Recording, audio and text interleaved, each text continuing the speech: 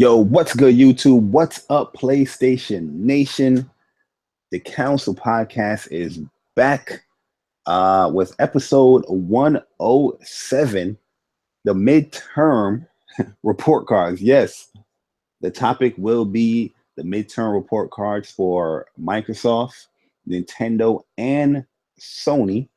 And another little question that we're going to be asking, the council members here. But yeah, if you are a first-time listener, you happen to this, your first episode is 107. We are a conversational podcast where we talk about the games that we are playing throughout the week. Because at the end of the day, we are gamers that play games. Simple damn concept. Also, we're going to be talking about a lot, and I mean a lot of PlayStation news that happened throughout the week. It was a glorious week for PlayStation fans, so we're going to be speaking on that. And like I said before, we're going to have a set topic that we usually save to later on in the show, where you guys can always participate in the live chat. Also, yes, we still do have the email at TheCouncilPodcastYT@gmail.com. Once again, that is TheCouncilPodcastYT@gmail.com. And what's up, PlayStation.com. If you guys want to get some PlayStation news, hear a difference of opinion, go to the website. What's up, PlayStation? Support your fellow PlayStation brothers and sisters over there at what's up, PlayStation.com. Liking an article or two, sharing it. We're definitely trying to get that thing growing, so we can get into this gaming streets. But yo, let's not wait it out any longer. And let's introduce some of the council members that we have in here. And we got my homegirl, Crunk Girl 711. Yo, Crunk, what is good? I know Crunk is real hype right now. She came to the chat, she was super hype. She's like, E3? She was screaming. I was like, Crunk, you got to stop screaming. You know what I mean? You got to have some composure. This way, man. It's Christmas time. Time for adults who don't need to be happy, because we know we getting presents, but they're going right back under the tree. So it is what it is. But shouts out to the chat, and for everybody who's gonna come through today, go have a great podcast. And what have I been playing? Actually, I got back on Persona 5 this week a little bit. Got my ass handed to me by a boss. Still haven't beat that joint yet. I played Stories, The Path of Destinies. I think that's the name of it. Yo, that game is fun. Like, I got 65% of the trophies. Yeah, the way how the story is just being told in that game is so unique, man. I loved every minute of that game. Yeah, so I've been playing. I've been going back into the, just going back and playing some of the games that I missed, or some of the PlayStation Plus games, which is why I like to download them and not play them right when they come out. I'll just play them later when I just feel like playing them. But Stories is really good. I really got into that game. I've been playing the game all week. So great game. Started back on Tales from the Borderlands. I think I'm on chapter 2 or 3. And I've been playing some Yu-Gi-Oh!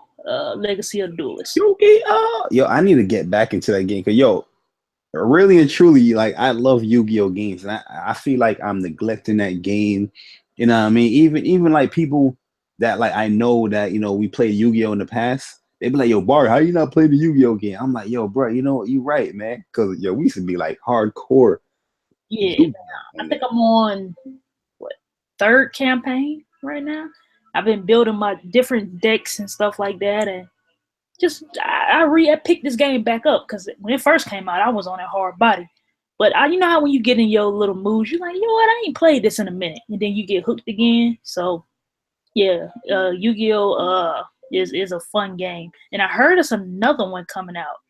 I don't know when, but I would like for them to make some improvements, but for it to be, I think it was maybe $15. It wasn't a bad deal for what I got content wise. So yeah, that's what I've been up to. Yo, Andrew Wilkins, man, appreciate the donation. Definitely appreciate it, man. Oh yeah, 2 hour PS4 controller. Yo, I'm gonna talk about that a little bit. And then we got some new PlayStation Plus games too. So I'm probably gonna try to get on Killing Floor this weekend. Oh yeah, for sure. You gotta get on that Killing Floor. Yeah, I've never played it, so I'm glad that I didn't buy it, that it came free this month, so I can hop on there and play that joint. Nah, that was a low-key shot to Persona. Y'all wildin'. Nah, I'm just saying, like, I wasn't really into shooters at that time when it came out. And I'm like, you know what? I don't really want to play shooters right now. And I wasn't like, that's just the same reason why I didn't buy what's the name of the damn game? The one that won Game of the Year last year. Oh, Doom or Overwatch? Overwatch. It's the same reason why I don't buy Overwatch. You know how when you be in moments where you just don't want to play a shooter, like you just especially when that came out, I was in my RPG lane at that time, so I just didn't feel like playing no shooters. So yeah, I definitely understand that sometimes, man. Like I haven't touched Overwatch in so long, and I thoroughly enjoyed Overwatch. I just felt like it was such an easy game. When I played the beta, that when it had the free weekend, it was fun, but it was kind of easy. So Michy, my man. But yeah, that's what I've been up to. Neverland. Yeah, I said he was he's a weirdo. You know, I mean, these Xbox guys with the M's in their names is going crazy on Twitter, man. Like, yo, I get that, you know, you should be excited. You should be excited, but some of these guys is solid rev, man. They got solid rev too. They are going extreme, bro. But yo, I appreciate everybody coming through. You know what I mean? Up Chuck, Neverland, Top Dog, Andrew Wilkins, Trillwave. I just want to put this out there too. Like one of them guys that I think I posted in the chat yesterday or the day before, who was just like insane out here. He went at Erica today. We had to put him on his level. That was crazy. He called Erica a bitch. He was like that triggered. I forgot what she said, but it triggered him. And he was like, "You bitch," and such and such. I'm like, "Yo, are you little mad or big mad?" Yeah, these guys are wilding out here, man. Over plastic. Craziness. I honestly thought like I was a bad fanboy, but seeing some of these guys is crazy. Yo, King's Blood, what is good? Definitely appreciate you guys. Chris Krober, definitely appreciate you guys coming through and all that, man. Definitely appreciate it, guys. Hush, I'm laughing now. Oppression. Yo, Vanny Pan, what is good? Definitely appreciate you coming through. Yeah, tonight is gonna be a pretty fun night, man. We're doing midterm report cards, so it's gonna be fun. But yo, Michy, what is good, man? Yo, introduce yourself. Let us know the games that you are playing throughout the week. Yo, it's your boy Michy Battle. First off, shout out to my beautiful wife. She was oppressed on the way home, so she didn't get home on time. So I was chopping it up with her until she made it. Shout out to all the female gamers. Keep doing what you do. Don't be oppressed out there in these gaming streets. Try to avoid all the oppression and the asshats and the improper handlings of video games in these video game streets, because you know, not everybody plays video games for fun or recreation. Some of us play it for real life. I was oppressed today at work. I didn't like it. I felt like I was an Xbox fan. Everybody was against me at work. People didn't want me to shine. My resolution wasn't high enough. I had an upgrade. If y'all know, I got a promotion at work. But even though I got a promotion, I still got to do my 720p job. So yeah, I'm pretty upset about that. But life goes on. Games I've been playing. Non-oppressed Final Fantasy 14. Oppression-free FIFA 17. Depressed NBA 2K17. It's depressing to play that, yes. Let's see what else. I hadn't really been gaming on too much. Friday the 13th, I'd been attempting to kill people I could catch up with. Demi and Persona got away from me, but everybody else I murdered pretty good. Yeah, I got away one time too, man. I got away. Did I get away? No. Yeah, you got away from my brother when my brother was. Oh yeah. No, you got me. The firecrackers failed me. Yeah, screw those firecrackers. And don't shoot the flare gun because you can just sidestep that. Injustice 2. I was going to platinum that, but I just lost motivation to play it. It just ain't what I thought it would be. And of course, I know that Injustice is one of the top 3 cheesiest games of all time. But switching characters and then playing against that character, finding out how cheesy they really are, it's like, do I really want to learn this game where everybody zones? Like, everybody zones. It's like, why learn combos if everybody zones? I fought a Green Lantern. He never came on my side of the screen. Not once. Hey, man. Lantern blast. Lantern explode. Yeah. My Green Arrow's still dope, though.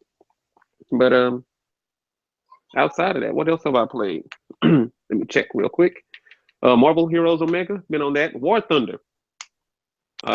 Dabbled in that a little bit, 4K. For people who care about 4K, did get an update. I re-downloaded Sword Art Online Hollow Realization. I hadn't played it again yet, but I'm getting to it. Rock Band 4 is my relaxation game, so I dabble in that. And I think that's pretty much it for me. Been playing my oppression-free games to lighten the load or the stress that the average everyday world of a gamer can have. Fucking losers. Yeah, that's pretty much it. And, yeah, I'm gone. That's what's up, man. That's a gameful week that you had there, my brother. But yo, I want to give a quick shout out to my man Vanny Pan. Definitely appreciate the donation again, man. That's my man right there, Vanny, man. Good dude right there. Yo, Lee 3PO, big shout out to you. Dwayne Luster, big shout out to you, man. Yo, the big homie E Love in the building. That's my man Eric. You know, big shout out to Eric. Yo, Black Bear Tactics, what is good? You know what I mean? Just want to show a little love for everybody that come through. Timbo is on the track. I see Timbo in the chat right there. Yo, big shout out to Timbo. But yeah, definitely appreciate you guys coming through, man, to the Council Podcast once again, and showing some support, as my man Persona would say. And speaking of Persona, introduce yourself. Well, reintroduce yourself. And let us know the games that you have been playing throughout the week, my brother.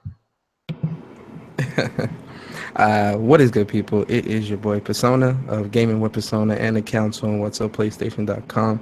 And first and foremost, if you are a newcomer, welcome. And if you are a regular, we appreciate you for coming back. And like I always say, I'm just a gamer trying to share my experiences with the world. First and foremost, shout out to the Council. Not but love. Appreciate you guys. Shout out to everybody in the chat, man. Vanny and all you guys. Chuck. Choco not here yet, but she'll probably make it. Chris, Timbo, everybody in the chat, appreciate you guys a lot. Yeah, so this week, what I've been playing this week is I've been playing Uncharted 4 multiplayer. Played Tekken 7. Had some lobbies that ran some matches, ran some ranked matches, and hit up that lab and had a lot. Rank? Yeah.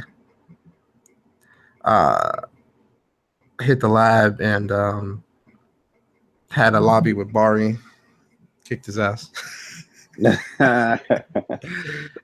my Brian better too, by the way, bruh. So whenever you're ready, let me know. Yo, I can't front though. His Lee is Bari's Lee is Lee not my main guy, but I know Lee not your main. Your Steve Fox is he dangerous. Your Steve Fox is trash. There's times with me when I play, when I play with the Council signs, it's more so to see what I can get away with. Stop. Just stop. Because it was times where this guy I mean, there was a lot of he was times in the corner desperate, like, yo, what the there was a lot of times where I wasn't even pressing a button. Well, stop. I know you was coming with the 1-1-2, the 1-2-1. Bruh, stop. Just stop. But yeah, definitely some Tekken. I played a Wipeout Omega Collection. That game looks very beautiful, man. Like it's beautiful. Very enjoyable as well. And what else have I been playing? Friday the 13th, of course. Ran some sessions, some solo sessions, and ran some sessions with the council, and some other friends. It was really cool, really fun. I really like this game. Is it worth the 40? Yo, that young girl on you, man. It does. You know what, man? I'm not the right person to ask if it's worth 40 because I'm biased, because I like the game. I'm not even trying to be funny. Like, I'm going to agree with Michy, man. I think it's worth the 40, yo. No, it is where I think it's worth the 40, but my thing is, I'm a little biased though, because it's so fun that my mind doesn't notice the flaws. Fuck the flaws. The flaws are what make it great. You running and you get caught on something, you trying to get away, and Jason is stalking your ass, and you can't get away. You get stuck in a wall. Bruh, yo, one of the greatest moments is not even my gameplay. Is watching this dude Persona. He was running away from Jason, and the facial expression. People look at that as a flaw, but yo, I was those facial expressions that makes the game. Like yesterday, I was playing solo, like it was just me, and I was getting into like regular lobbies, and it was just fun. Like I had met like some cool peoples or whatever, and we was all just playing, and I became Jason, and it was me and like 4 other people. And it was just so fun. Like the game is really like you would think it's only fun when you playing as Jason, but no bullshit. It's more fun playing as the counselors. Yeah. Just because you do more, it's more to do, and it's just fun, especially when you're playing with friends. Like it just amplifies that experience like tenfold. So yeah, Friday the 13th. Pick it up. It's worth 40. Screw it. It's worth the 40. So definitely pick that up. And yeah, that's pretty much all I've been playing this week, man. Ready for this E3. Ready for this yo, King's Blood, it's worth 40, bro. Stop. Look, the Xbox version may not be worth the 40. Yo, I'm telling you, man, when you start playing that game, yo, solo or with friends, yo, you're gonna have it's addictive, yo. Like you remember we was going into like remember I didn't even want to buy that game. I was like, I'm not buying that trash. I didn't want to buy it either, but I was just so curious, and then I found out had it. I was like, all right, Michy got it. Yeah, like everybody had it, so I was like, you know what? Who told me to get? No, Michy said. I think this is the crazy part. I didn't even want it. I got it for my wife because she likes to play scary games. Yeah. My brother had bought it, and he was like, "Hey, we running around on Friday the 13th, and this dude in the lobby trying to negotiate with Jason." Yo, what? Speaking of which, not to cut you off real quick, and then I'll stop talking. It was a session where it was me, Michy, Bari, Michi's brother, and Michi's nephew, and it was a couple other people. I forgot who else was there, but we was all playing. So as soon as I got into the match, I was by myself, and everybody was in the safe zone. And Michi's brother was Jason, and he was chasing me, no bullshit, for like 6 minutes. I ran to like 4 different houses, and like the experience of that was just so fun. The game that was that game we played with proximity chat, right? Yeah. Yo, that's when that game comes up. Yo, so when that was happening, it was just hella fun. Like, yo, I was like, yo, what do I do? I was trying to figure out different strategies and stuff. And I finally made it to everybody, and we all just, did our thing and whatever. Pick the game up, man. Just pick the damn game up. I'm gonna tell you an experience too, man, where we was playing with a proximity chat, and I was spawned all by myself. No, I'll tell you another experience. Look, if you ever play Friday the 13th with Bari, do not ever get in the car with this man. Do not ever in your life don't let Bari drive the car at all. Hey, yo, at man. all. Yo, my man's. This is what. No. This is what my man's did. My man's just driving, right? And we all think it's cool. You see Jason like a good half a mile up. He still drives. I'm like, Bari, what are you doing? I thought I could swerve him, yo. Bro, what are you doing? It's crazy. Jason fucked the car up. We had to get out the car, and then Bari had the firecrackers. Then dropped them near the car so that he would be stunned. He go. Look. There's certain strategies that now I understand and see, but like driving the car, not like your eye. I know now that you can't really because I really try to swerve around with Michy, but yo, it's like yo, Jason just move right in. He automatically get like, you know, the animation already does where he's on top of the car slamming it. He got that Call of Duty hitbox. Yeah, one thing I will say, especially with the car, it's like once that X show up for Jason, like it don't matter how far the car is, it's like an animation where he just breaks the car, and I'm like, really, bro? Yeah, it was crazy, and but yeah, yo, that was a crazy experience because that was man scary because I tried to start the car back up. But nah, Michy pulled his ass out. But I was like, nah, I got a knife. And I thought I was going to be good. I was like, yo, I got to fight. Yo, when you're sitting in the back seat and you see Jason reach into the car and pull somebody out, that's got to be some of the funny shit you'll ever see in gaming. You know, I'm sorry. When you drive in the car, it's scary because your peripheral vision is so limited. Fucked up, right? Yeah, it is. Especially when you back up. Yo, that shit is fucked up. I remember when you was like, yo, wait for me, pick me up. And I was screaming. I was like, is Persona in? Because I can't see you. I was like, yo, bro, if you didn't say you was in, bro, I was going to push that gas. It's good like that, though, because that adds to the overall immersion and the experience of the game. So it's definitely good. I like it like that. Even though it's kind of fucked up and janky, I still like it like that. Man, I'm telling you, ain't nothing like walking around in silence and all of a sudden you hear in the deep, far distance, oh shit, he chasing me. And you're like, hey, you gotta stay over there. Yeah, don't come over here. Don't come over here with that bullshit. Stay over there. Stay over there. But big shout out, Bear Hugger, what's good, man? Choco what is good? Let me see, King's Blood, what's good? Yo, Bear, starting next week, we're gonna start bringing back the guests and all that stuff. So starting next week, Thursday, we'll definitely start bringing guests. If you want to be a part of the show next week, just let me know for that. But you can't play us with Uncharted, though. No, not with that. No, not with that gun. No. Oh. But yeah, another scary little. But yeah, proximity chat in that game is very scary because especially when you spawn by yourself. But it's so relief. You get a sense of relief when you start hearing somebody else's voice, like, hey guys, let's search in the room. And I was like, yo, I'm here. You start running. And then one little trick that you guys may not know too, for those that may pick up Friday the 13th. So regardless if Jason is like, say you hiding somewhere and he knows where you are, if you hold your breath at the right time, he can't take you out the hiding spot. He can't do it. So yeah, because I was trolling some dude that was Jason because I was hiding in the cabinet and he kept trying to grab me out. But as long as I held my breath while he was trying to get me, it didn't work. So yeah, it's good. You can definitely troll Jason. Okay. But yo, the quick games I've been playing throughout the week, yo, I went back and I was playing Teenage Mutant Ninja Turtles. Get out. And yo, I was enjoying it. I think I'm just gonna go and complete that game fully and let's get that out the way. And I was playing I'm playing Dragon Quest Heroes 2. Still just chomping away at that. Marvel Heroes Omega, like great game. If you like Diablo, you might as well go and play this game. Just going through the story in that game and leveling up Spider-Man.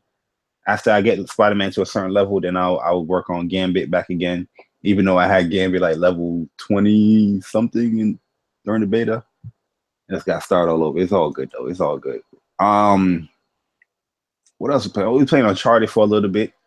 I forgot what day that was though. We was playing Uncharted. Sunday. Monday. It was Monday. Okay, yeah, Monday. I got to play my COD a little bit. With I was playing Infinite Warfare though. I was playing Infinite Warfare, and like that game is a 50-50 sometimes with me, man. But they did have this. They got this gun called the Trencher, and I'm in love with that gun. That gun is amazing. But it's just certain things with Infinite Warfare is just like.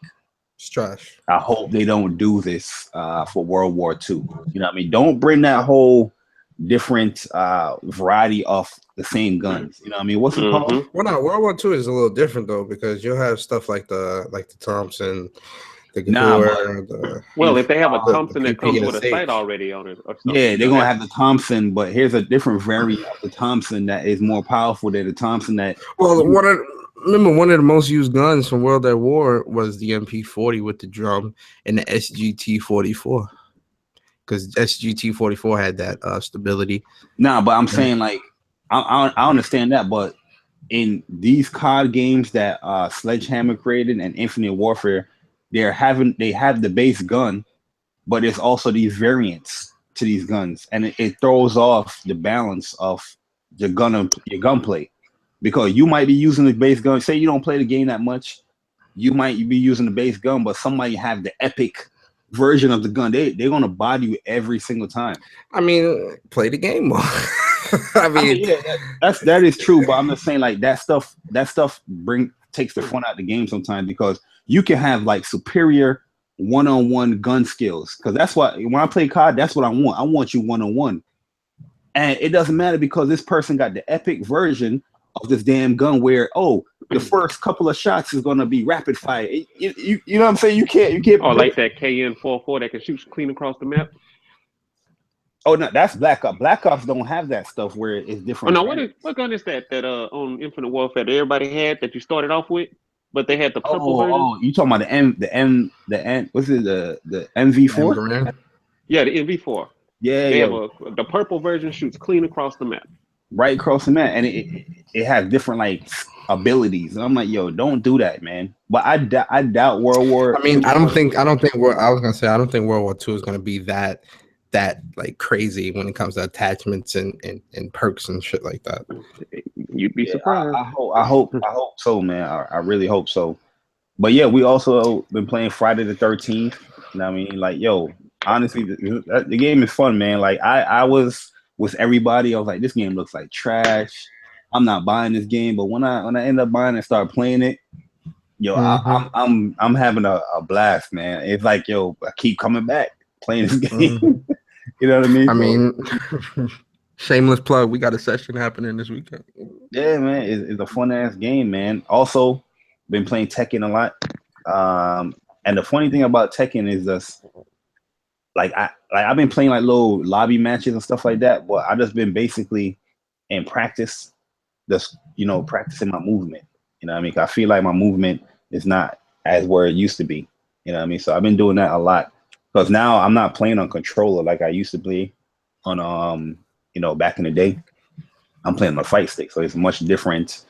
How you do your motions and stuff. It's a further distance to, backdash or Korean, wave dash and things like that. So definitely just trying to get that on point. But I need to get back on Street Fighter because we got the Street Fighter 5 tournament coming up very, very, very, very soon, and I want to get past the first round against these heavyweights that we want to play. So, so I'm definitely going to try my best during the tournament, man. But yeah, that's basically pretty much it that I've been playing. I haven't even played no RPGs this week, which is ridiculous. Matter of fact, I've been playing WEEZ for the Vita. No, you haven't. Memories You of. ain't playing that. Whoa! Hold up! Wait a minute. Let me put some tally in it. Yo, we got my man, the dude with the waves, the boy AR. Yo, Ant, what's good, man? What's good with my people, man? It's good to be back on the Council Podcast where I belong. You feel me? That's what's up, man. That's what's up.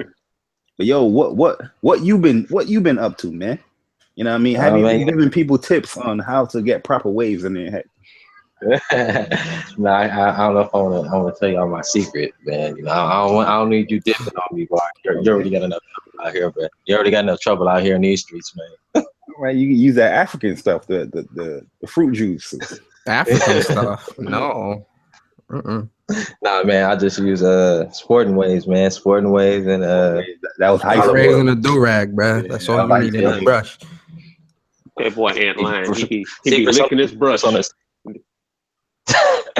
Yo, Tracy Mirror, what is good, man? Yo, DemiGod Reviews, my man Demi in the building. What is good? Big Keith, what's good, man? Definitely appreciate you guys coming through. We got my man, the dude with the waves, back on the Council Podcast. Definitely gonna be a movie tonight. But yo, let's get right into it, guys. Cause there's a lot of news to talk about, and it's a tradition on the Council Podcast that we talk about sales. You know what I mean? You guys gotta understand. The Council Podcast made it cool to talk about sales. Remember, everybody used to hate that joint. Facts. Those are so many facts. Are we talking sales with SALES or SELLS? It can be both. It can be both. Because VR, PlayStation VR, guys, has surpassed 1 million units sold. You know what I mean? It finally hit that marker. I think it was a little bit under their expectation, because in the beginning of or the end of April, they wanted to hit 1 million. But in June, it was announced that it finally surpassed 1 million. So yeah, there's over 1 million PlayStation VR units in people's homes, and you know, it's the best selling VR unit out. You know what I mean? Is that good? Is that bad? What you guys think? Well, my fault. Go ahead, Major. I was gonna say, I don't think a lot of people planned on getting it in the first place. It was one of those luxury items for PlayStation gamers. Definitely. When they announced VR, I never thought that everybody was going to go out and get one. But it's good to see that they pushed 1 million this fast. Because when you look out and you say, okay, people are buying Pros and people are still buying PS4s, and in the midst of all that, you still have 1 million people who picked up a VR. Somebody just spent $1,000 with PlayStation, more or less.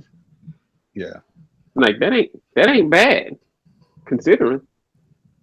Especially when you look someplace when you see the competition and following these charts that aren't really accurate, but you know they say some stuff, and it's hard as hell for the competition to sell 1 million consoles, let alone 1 million accessories. And I think it's a good job, especially for the price point. You can get 1 million of those out there. That's good. That's damn good, actually. Yeah, because PlayStation VR, it's the cheapest VR unit as far as, you know, like real game, not the mobile shit. But it is tight pricey. You know, you're spending over 500 easily. You know, if you're including the games and stuff like that. Yep. So it is quite an investment. But to have them sell over 1 million, that's pretty good. But go ahead, Percent. Just to kind of piggyback off Michy pause. It definitely is like it definitely is a luxury item, and it coming when it came out coupled with the PS4 Pro, you know, some gamers had to make that decision. Do I want to spend 400 here, or do I want to spend 400 here? And you know, VR was already getting a lot of negativity. Well, I won't even say VR as a whole. I'll say PSVR. You know, I remember a lot of folks saying, "Oh, it's not going to sell. It's not going to have any titles. All these wires is a turn off." Blah blah blah. It was a lot of negatives that people were riding with when it came to the VR. But I'm glad that it sold 1 million. That's definitely a good thing, because you know there's definitely some decent support there. But VR is it's like an acquired taste. Like you gotta like VR is something you can't explain to somebody. You just have to try it out. When I tried it out, I loved it. I have my own, obviously, PSVR, and I didn't get Farpoint yet, but I will have it. But the games that I did play, Battleground, Battlezone, Riggs, Valkyrie, what's that? Old Blood, Until Dawn, Old Blood, and all that. It's good. I like it. Yo, I personally love VR, man. There's so much. It's crazy because there's so much, like, in my opinion, there's a lot of VR games to play, but there's so much outside of VR games to play. So you know, it's a rough mix. The free selection of stuff is amazing. Yeah, it's definitely a rough mix to try to, you know, play it, because especially like if you got a Pro and you know, you're hooked up to 4K and you want to see your games like look the best. You know what I mean? It's very hard to talk, you know, screen VR. Well, it's not hard, but you know, people's lazy sometimes. Sometimes you don't want to get up out of that chair. You comfortable and like, damn, I got to unplug. Yo, it took me like an hour because I had the VR and the Pro at the same time. So like, you know, setting up all those wires and making sure everything was nice and neat. that shit took me like an hour and a half, man. I was like, damn, now I can finally play. Let me tell y'all something about life. I got my little Sony 4K TV, my little 43 inch. That's all I need. I don't need no gigantic TV. And I don't give a damn. I still turn HDR on the TV no matter what. It still show. And I leave the VR hooked up. And I let it go. So I don't give a damn what they say. You can't see the HDR through the headset, of course not. But if you turn HDR on your TV, shit shows. So I'm like, the Sony TVs is different. Like the Samsung, it won't detect it. So you would get like instead of the RGB, you get the UAV. I mean the UAV. Yeah. You won't like. Yeah, because I can just turn it on. Yeah. It's on for everything. Play Uncharted, but you got your VR. You have everything plugged in through your VR. You're not going to VR box. It's not going to come on. HDR. Yeah. I told y'all to get a Sony, but oh no, I want to get a Samsung. Samsung's better.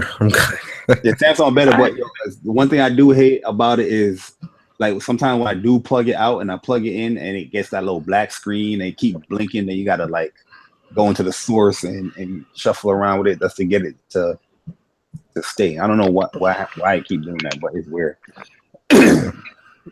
But yeah, I do feel that VR, 1 million to me, like I feel like it's pretty good for something that a lot of people is still yet to understand. And it's good for something that people said weren't going to buy. Yeah, you know what I mean? And there's a lot of good games on PlayStation VR. Like I said, Farpoint is by far the best game on VR. That and Rigs to me, in my opinion. Mm-hmm. But Farpoint is you're getting everything you want. You're getting a great story. You're getting great gameplay. That gameplay does look good. Gameplay is really good in Farpoint, and these enemies are smart as hell. Then you're getting replay value with the whole missions that you can do, and you can turn the difficulty, and you got online co-op, so you can play co-op with a friend in the game. So, and that aim gun just makes it, one of the best first person shooters out, in my opinion. That game's amazing, and I play a lot of first person shooters, and I'm letting you know this game is on point. But there's one more point I want to bring up, but I don't know if we're gonna talk about it a little later or not. So I'm like, maybe I shouldn't. But I guess I can halfway explain my point. Yeah. There's some games that you can only play on PlayStation VR. So if you want to play, let's say, Stormblood Arena, the only way you're gonna play Stormblood Arena is to either go to somebody's house who has PlayStation VR or to buy one yourself. Yeah. You guys will see where I'm going with this point later. There's a few incentives to go get it because they're Rigs, Farpoint, definitely Rigs, Starblood Arena, Robinson, The Journey. Those games are just tied to the VR. So if you want to play those, you gotta get one. I feel like Sony definitely need to cut the price on it. Cut it 100. Cut it 100, man, and I think more people would attach themselves to it. It is definitely a different experience to behold with your gaming. You know what I mean? It's definitely fun. Yeah, I'm gonna keep it 100, man, with y'all. I'm actually still like on the fence about VR, still about this. I still I have zero interest in it. I don't know what it is. I can't get into VR. What the? Yeah, go to it. Try to get a demo unit if you trust the store. That's clean and all that. Or bring your own. Nah, they're gonna have to bring some wipes out, man. Or bring some wipes. Yeah, what'd you say? Bring your wipes. Then bring them sanitary wipes. Yeah, bring them sandy wipes, bro. And just let Shorty know or the dude know. Like, listen, I don't trust it. But yo, also guys, PlayStation 4 Pro are selling better than expected. They're saying that the PlayStation 4 Pro is selling 1 to 5. So every 5 PlayStation 4s that's being sold, one of those is a Pro. And a lot of people go into their little debates as far as is that good or is not. What do you guys think about that? PlayStation selling, it's saying it's selling better than expected, but what you guys think about that? I mean, isn't that always? I mean, that sounds pretty positive to me. I mean, how is that even a negative? How can even people make that a negative when something's selling good or selling better than what like that makes no sense to me when people are like, oh, that's bad because they didn't expect it to sell that much. How is that bad? I mean, I don't know. It just makes no sense to me personally. I personally, listen, you know what I mean? Like sometimes when I try to say stuff to people, you know, I like to get everybody's thoughts and opinions. You know what I mean? But when I say my thoughts and opinion, just know it's coming from a very not you in general. I'm just talking about like in general in the gaming community, not you, not what you're saying. Because I know I've said that, you know, this is not a bad number right here. From a ratio standpoint, it's not a bad number. And when I bring up my points, you know, people's looking at me like, what the fuck is this guy talking about? Like, you don't know what you're talking about. But my background, if you know my background, you would definitely know I know what the fuck I'm talking about. Yeah. Well, let's play devil advocate. Anybody who knows finance knows that that's a good ratio. Anybody who pays attention to finance knows that's a good ratio. Anybody who's dealt with accounting in general will tell you that if 1 out of every 5 PlayStations is a Pro being sold, but the PlayStation 4 currently is at least doubling up the Xbox One every week, that means that around 1 every 2.5 Xboxes somebody buys a Pro. I mean, this whole, you know, as far as this goes, I think this is definitely a good number, definitely a good ratio. It just goes to show, you know, folks is interested in the Pro, and now that they are they doing a price drop for the Pro? No, they just announced the price drop for the regular, right? Not the Pro. Right. Which is still fine, but you know, as far as the Pro selling, again, this is one of those things where, yes, it is selling very well, but it's one of those things where it's like an acquired taste, you know, like a Pro benefits you if you have a 4K TV. If you're trying to maximize the full potential of a Pro, you would need a 4K TV. And the adoption rate for 4K TVs aren't even in the double digits yet when it comes to 4K TV sold worldwide. So, you know, when you look at those numbers and those statistics, and then you look at the Pro still selling at the rate that it is with 1 to 5, every 1 out of 5, that's pretty damn good. When you look at the adoption rate of 4K TVs and the adoption rate of the Pro, you know, so that's good. Yeah, like another factor, a lot of people is just looking at it's only 1 Pro out of the 5, but a lot of people need to understand that the Pro is almost like right now you can get a PlayStation 4 for $250, right? But the Pro is $400. That's like, you know, definitely a huge no-brainer in price. So, you know, selling 1 out of 5 out of that is not bad as people think it is. Like, it could be much better, yes, because the Pro is probably the flagship, but it's not a console for everybody. Definitely not a console for everybody. You know, but shit, the thing is, go ahead. No, I was just gonna say, like, you know, what the thing is with the Pro, it's not like, you know, if you get the Pro or if you have a regular PlayStation, it's not like you're losing an experience. The only thing you're really more getting is like probably better graphic fidelity. But other than that, it's not like you're missing out on anything in any games or nothing like that. So I mean, selling 1 to 5 isn't bad at all, because I mean the standard PlayStation does the same thing. It's just better graphics on the Pro, so it's not like it's a bad thing. I mean, people are gonna say the same thing about the Scorpio. So I mean, what's gonna be the difference when the Scorpio comes out? It's gonna be the same thing. Yeah, I was gonna say, you know, the sales of the Pro could be better, but you have people out there who just simply want to play the game. You have a large selection of people who get these games in their 1080p 30 frames a second, and that's fine. And boost mode on the Pro can make it 60, but they don't care. They're having fun with their game at 30. And I know there's a lot of people who sticklers for 60, and I know that. I get it. But some people play these games at 30 frames a second, and they're perfectly fine. So they'll take their 1080p, which they thought they were getting all gen anyway, and they'll take their 30 frames a second, which they see that they were getting all gen anyway, because the majority of games, no matter which console it is 30 frames a second. And they'll take it. And you have those people who want the most, and even if you don't have a 4K TV, you can enjoy the improved performance with the Pro. Or if you don't have a 4K TV and you use VR, you can enjoy the improved performance with VR with the Pro. But you don't have to have a 4K TV to get the benefits of a Pro.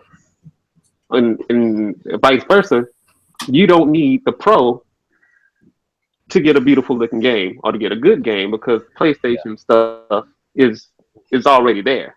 It's either 1080p for the most part, or it's above 1080p, which some people can't reach right now. So that's a good point, because a lot of people, I don't know how people is even fathoming this, but a lot of people think that the Pro you need a 4K TV to do it. Like it doesn't benefit on 1080p or regular TVs. Like you remember, the information is right there.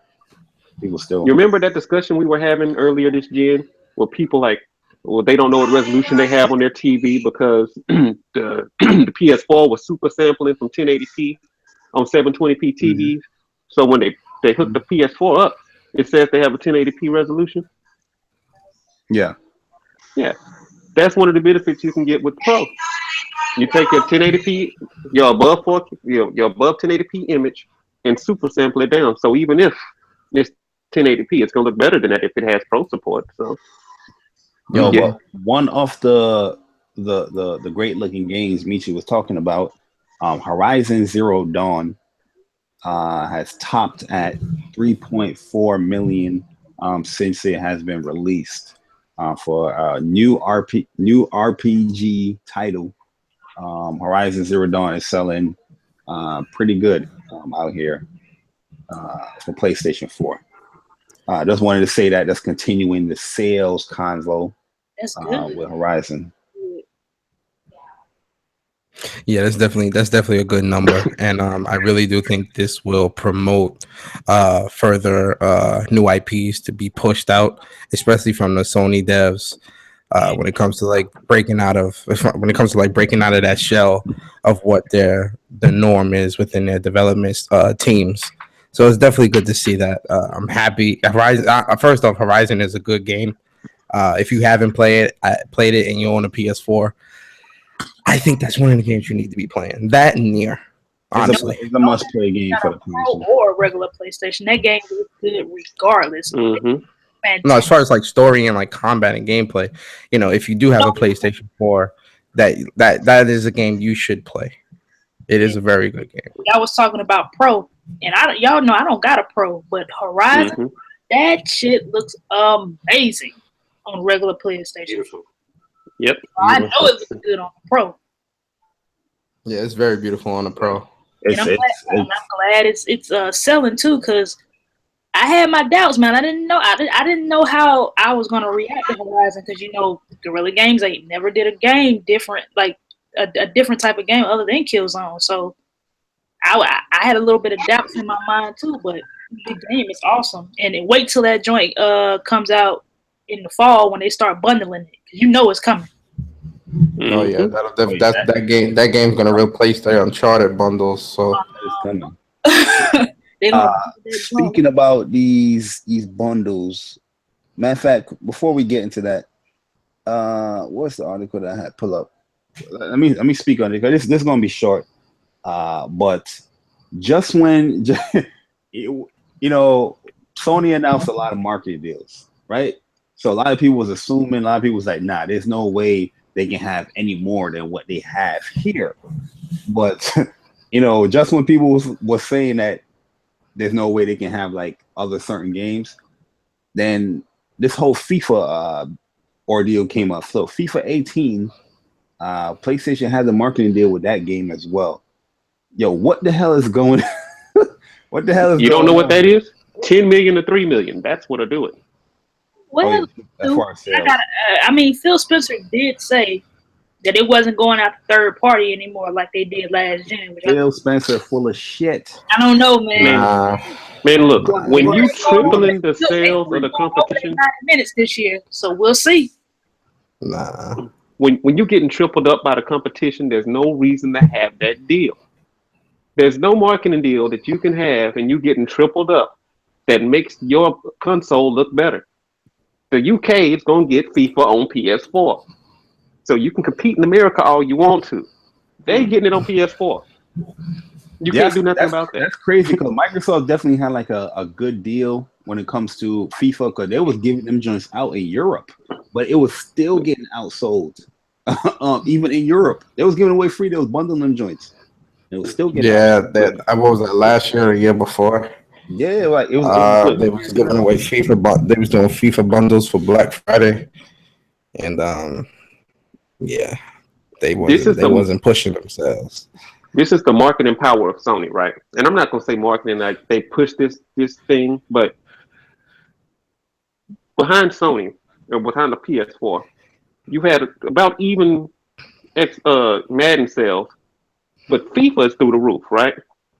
And everybody said, oh, well, Sony's making a mistake with EA Access, right? So if Sony was making a mistake with EA Access, why are they offering everybody, you know what I mean, everybody, the opportunity to get these games and play them 3 days early? Not for 10 hours, unlimited access. If you get the ultimate packages, like the $89, $99, whatever they are packages, you get those, you can play 3 days early. Like, how do you have a deal like EA Access in place? And yeah, that's you know, I don't. And it's for PlayStation and for everybody. It's for PlayStation and Xbox. It's for everybody. It's for everybody. So that kind of does defeat the purpose when it comes to Madden. I think NBA Live probably gonna be the same way. Mm-hmm. All of them and you can say what you want to. People don't buy the games just for Madden and FIFA. You are lying to yourself. If you tell somebody they can get Madden right now, early for an extra $50, they will drop $50 for 3 days.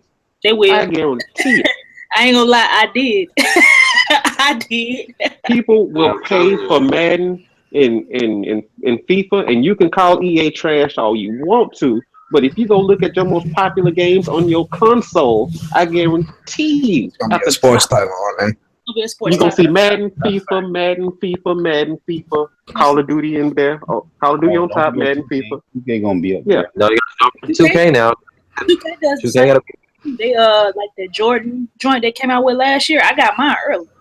And I think the thing about it is the stuff that they give you, it'd be worth it, especially if you play Ultimate Team. Worth it. Yep. and if you check these streams going on, you don't see people playing Madden Online Ranked. You don't see those games. But you see the top streamers in Madden playing Ultimate Team. You see the top streamers on FIFA playing Ultimate Team, and they have a huge following. Yeah, you don't see the career. Yeah. Only thing you see campaign wise is probably 2K. Yeah, yo, quick shout out to my man Joey in the building. We got my man Wolf Flow. Keeping it real, what is good? Tracy, what is good? Al Tejera, yo, what is good? Definitely appreciate you guys coming through the Council Podcast. Much love, definitely appreciate it. Thank you guys. But go ahead, continue. I think Ant was saying something. No, I'm just saying ranked matches in 2K and all that, man. It's underrated, man. That's why I get it at. But, some people don't like doing it. Mm-hmm. Yeah, you know, you got those people that'll play a game like 2K and go straight to the park, and they don't do anything else. Yep. So you know what they do? They buy points.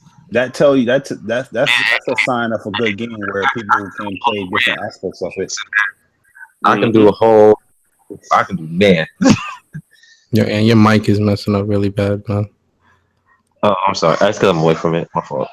Yo, but real quick too, man. PlayStation is having this crazy week of sales, called the Days of Play, where they confirmed. Remember that leak where they had the gold PS4? They confirmed that it's true, and they are knocking $50 off on all Slims, PS4 Slims, for PlayStation during this week. So from June 9th to June 17th. You're going to have sales on everything PlayStation, from the console, when it comes to the base PlayStation, the Slim. Accessories are going to be cheaper, where it's going to be sales in Best Buy and Target. and games. The games from these retailers are going to be on sale right now in Best Buy. You can get like Nier, Horizon, MLB. Most of the exclusives that came out this year, you can get them for like $40 right now. Jim Ryan, he did confirm that during this days of play, there will be a different sale every day in the PlayStation Store. So whoa, look out for that stuff. You know what I mean? So a lot of people that didn't get these games during the release day, or didn't get them yet, you have like a nice deal coming up off of PlayStation. Also, the commercials for this days of play was pretty funny as hell. Yeah, you seen it I seen it during the finals yesterday, the NBA finals. I was like, what? I was like, yo, that's a nice little ad, man. They out here. Out here. Let me say the quote that Jim Ryan says, that the PlayStation Store will see something cheap every day. We're intrigued to see how people respond to the event at the time that is traditionally very quiet for games. We're going to have some really good deals. So according to some leaks, Target and leaks from Best Buy, you can expect $40 for the DualShock 4, Horizon Zero Dawn, MLB The Show, Mass Effect Andromeda, Prey, Resident Evil 7, For Honor, Battlefield, and Grand Theft Auto 5 will be $30. So Battlefield 1 and Grand Theft Auto 5. Get the fuck out of here, Grand Theft Auto 5. I might get Resident Evil 7 though. Bad though, because that joint never goes down. Grand Theft Auto for the PS4 and Xbox One never goes down in price. Yeah, the Grand Theft Auto, man, that thing right there, bro. Joint stay like 50. Like I think last time I was in GameStop, that joint was still $50. Yo, but Best Buy has Neo and MLB The Show right now for $40. So they, I guess, went ahead of the days of play.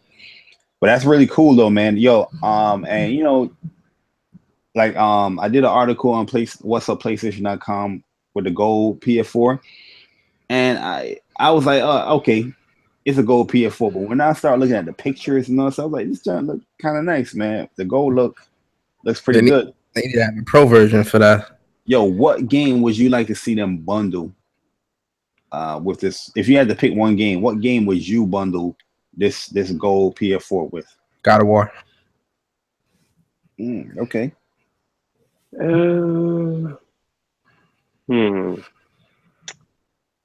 I'd honestly make a sports bundle. I'd make a cheap sports bundle. Give you MLB The Show, 2K17 right now, and what else could I give? Yeah, I give you 2K17 and MLB The Show right now with that $250. Go for it. Okay. Baseball season in full swing. NBA finals going on. Why not? Yo, what you saying, Ant or Crunk? I don't know. Since I think that they're gonna bundle Horizon, I think they may bundle a different game during the time of the sale. So maybe a Nier or a MLB. Even a Neo. You never know. Something that's not the norm. It's not Horizon, because I think they're gonna push Horizon, but not right now. They're gonna wait and do that this fall. Nier would be a perfect game for that. Yeah, that's why I said. And then it's a sleeper hit that nobody really saw coming. And then I think plus if they made like a special Nier box PS4, like to complement that gold, because the Nier CE box is like a little goldish black. It would actually look very nice. How would you know, Persona? I got the collector's edition. Ooh, yo, don't get cocky on us, man. I'm chilling. Man. I'm chilling, man. Get a little cocky over there. You got people out here without PlayStation Plus, and you buying collector's edition? Shame on you. Hey, I slowed down a lot, man, since I gone digital, man. You ain't buying collectors in a minute, man. I've been buying digital, bro. Yo, the bank account been looking proper. You're welcome. So what happened to physical life, my G? What happened to that physical life, man? Oh, my New Year's resolution was that I was gonna buy every game for this whole year digital. So I've been buying digital since January. As you should. And you hadn't looked honestly, no bullshit. I'm not going back. I'm not even kidding. I'm an all digital. I'm an all digital guy now. I'm not even kidding. Like it's That boy Persona said, "No longer will I wait for UPS at work." Yo, that was part of it. That was legit part of it, bro. Come out, he gonna get it. No, I did say there will be certain collector's editions that I will pick up. Like I got Marvel vs. Capcom Infinite. I bought. Fact. Yeah, that's fact. If they have a God of War or a Spider-Man collector's edition, I'm getting that. I got the Final Fantasy 12 collector's edition. Whatever there's certain collector's editions that I'll still buy, but only for like exclusives or something that I really, really want. I can't lie though, man. Ever since going digital, I've saved a lot of money. Like I'm not even kidding. I've saved a lot of bread. Welcome home, man. Welcome home. Yeah, that did. Ain't got me yet. I ain't going no. What you say, man? You sound like you're talking to a cup. Oh, I'm sorry. I said you about to make a commercial saying I done saved a lot of money on my wallet by going digital. Yeah, he can do a video. He's on rehab from collector's edition and give his personal testimony on digital games. I should do a video. I might do something like that this weekend. Hey guys, I need the Persona. Gaming with Persona. I'm just a gamer trying to share my experiences with the world. Facts. And I was about this digital life. Yeah, I was like no bullshit. Like it's like buying. Like I'm accustomed to that instant gratification now. Like buying everything. Mm-hmm. I bought when I bought Horizon digital. Like everything is just digital. Like it's just so good to like come home on Monday nights and be ready to play the game at midnight. Like that instant gratification really is. I'm a keeper. Like I don't have to get up to change this no more. Get that notification, yo. This can be you. Yeah, and then it's like, you know what it is too. Like no bullshit for those that are listening. It's actually easier you actually save money going digital in two ways because it helps you plan out how to spend your bread. Like because all the digital games are there, so you pre-order everything ahead of time, or you plan out your bread of how you want to do shit, and then like you pre-order it. That's it. It's done. You don't got to worry about nothing. The money's already taken. You good. Instead of like, going to GameStop, constantly putting $5 down, constantly, whatever the case may be, or collector's editions. Yo, man, digital is just, I got Battlefront 2, Destiny, Shadow of War. Like I got like 20, I got like 10 games pre-ordered right now. It's perfect. Go digital, please. I just like the convenience, man. Convenience is key. I don't have to go out to the store. Mm-hmm. You can take a nap, wake up, and game. You know what I mean? I don't have to, as Joey said, I don't have to talk to no GameStop representative. They ask me, "Hey, take the survey." Get that, man. I want to be able to recoup. If I want to get rid of something and make some bread off of it, I want to do that. If Sony was wise, they'll have a trade-in system. Yeah. I'll tell you one of the best things in the world is to miss a game and go download it right back over again. Like, Nah, I'm good. Once I beat the game and I'm pretty much done with it, I want to be able to recoup off of it, and that's what I do. I'll never go all the way digital until all of these developers get their shit together. I mean, I like physical. Yeah. Nah, physical is great. Don't get me wrong. Physical is very good. We are. When Persona came, when I got Persona, I looked like the Persona case is dope as hell. It's like it's just certain games. The cases look dope. And then I just like feeling my disc, knowing it's mine. Whoa! This is a. I'm just saying. Digital. Nah, she a girl. She ain't got a pause. She a girl. I ain't got a pause. Yeah, she a girl. She don't got a pause. I mean, don't get me wrong. Physical has its benefits. That, believe me. Whoa! I love my physical. Yo, bro, stop. Yo, bro, relax. Yo, bro, stop. If like say a PS5 or whatever come out, and a lot of cats are gonna be like, "Yo, why all my digital games ain't going over to the next console?" I think that was the same. No, but see, no. But wait, hold on. Let me stop you right there. If everybody was all digital, it would actually be easier to transfer your stuff over to a new console because everything is digital. They don't have to worry about physical and stuff like that. They're making money off of these games in these stores too. Gotta remember, physical, digital still ain't number one yet. No, digital. No. Wait, hold on. Let me stop you there. Article came out and they said Sony's PS Store is responsible for 50% of the digital sales. That's good. There's nothing wrong with that. So that means 50% of PS4 owners are digical, right. are buying digital games. Hey, I buy digital. That don't mean I buy all digital because I don't. No, that's perfectly fine. I don't. I'm physical is still cool. In between. I'm like 70-30. Probably not even that. Right now, I think I'm like 80-20. I'm like 70-30 physical. I'm like 99.9 and 0.1. You know what? Get you, Michy. Plus, you know what's crazy though? You actually save bread too if you get a digital partner, and y'all both like I buy this game, you buy this game. Yo, I'm telling you, you save bread. You save bread. I'm trying to find a digital partner. 2 games for the price of 1. I'm trying to find a digital partner, but not like some cheap motherfucker. No, you know, I got a lot of fucking games, so it's like. You got to be buying shit, bro. The thing that I would say if you're gonna game share with somebody, don't just game share from the kindness of your heart and don't rely on them to pull their weight, because you're gonna get what you want regardless, and they gonna end up playing it unless you kick them off the account. But if you're gonna game share with somebody, shout out to people who don't have PS Plus. If you're gonna game share with somebody, you not only help them with PS Plus because they share your PlayStation Plus, you share your game library with them. So you can be a good Samaritan to help somebody out. You might have a less fortunate friend who's going through some hard times right now. Ain't nothing wrong with it, especially if you got it, because you definitely let them borrow your game if you had the choice. I mean, I don't mind game sharing, with somebody I trust, but some folks they'll eat off you. And to be done, yo, bro. When you go, I got like 325 games, man. Like, yo, you got to put something. I just joined the Facebook group. Who want a game share? Yeah, like I'm not doing nothing like that, bro. Like that's a hell waiting to happen. Because they'll look at my library and go crazy. Yeah, you don't game share with weirdos. You wouldn't game share with nobody you didn't trust anyway, so you don't even have to worry about that. Nah, I don't game share. Many people have came to me and asked. I'm like, bro, I don't game share. I don't even know you.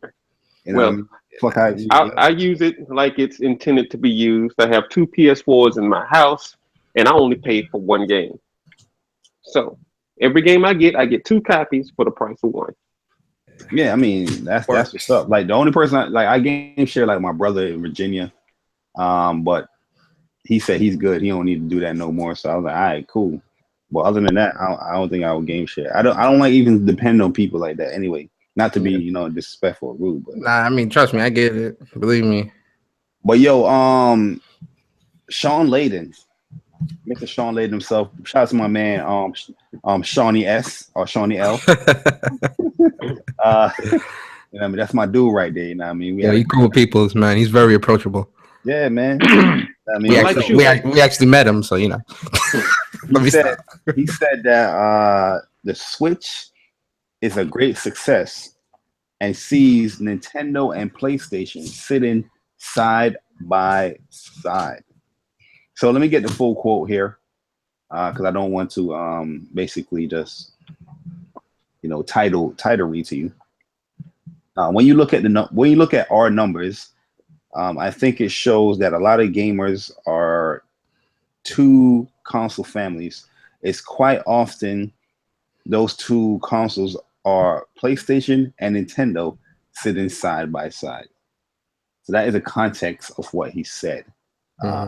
But you see, a lot of people that was looking at the article like, oh, Sean Layden is cool with Nintendo, but this jump was devastating, bro, because there's no Xbox mentioned. You're right. I mean, you know what most of that stems from, right? What? No matter how much the haters will say they don't like Jap crap, the majority of gamers love Jap crap. Everybody loves Jap crap. Mario Kart drops, Jap crap. Doing numbers. Only game in the last few weeks to come out million in a week. What game was that? Look at all the references. What game did you say? Mario Kart. What happened with Zelda?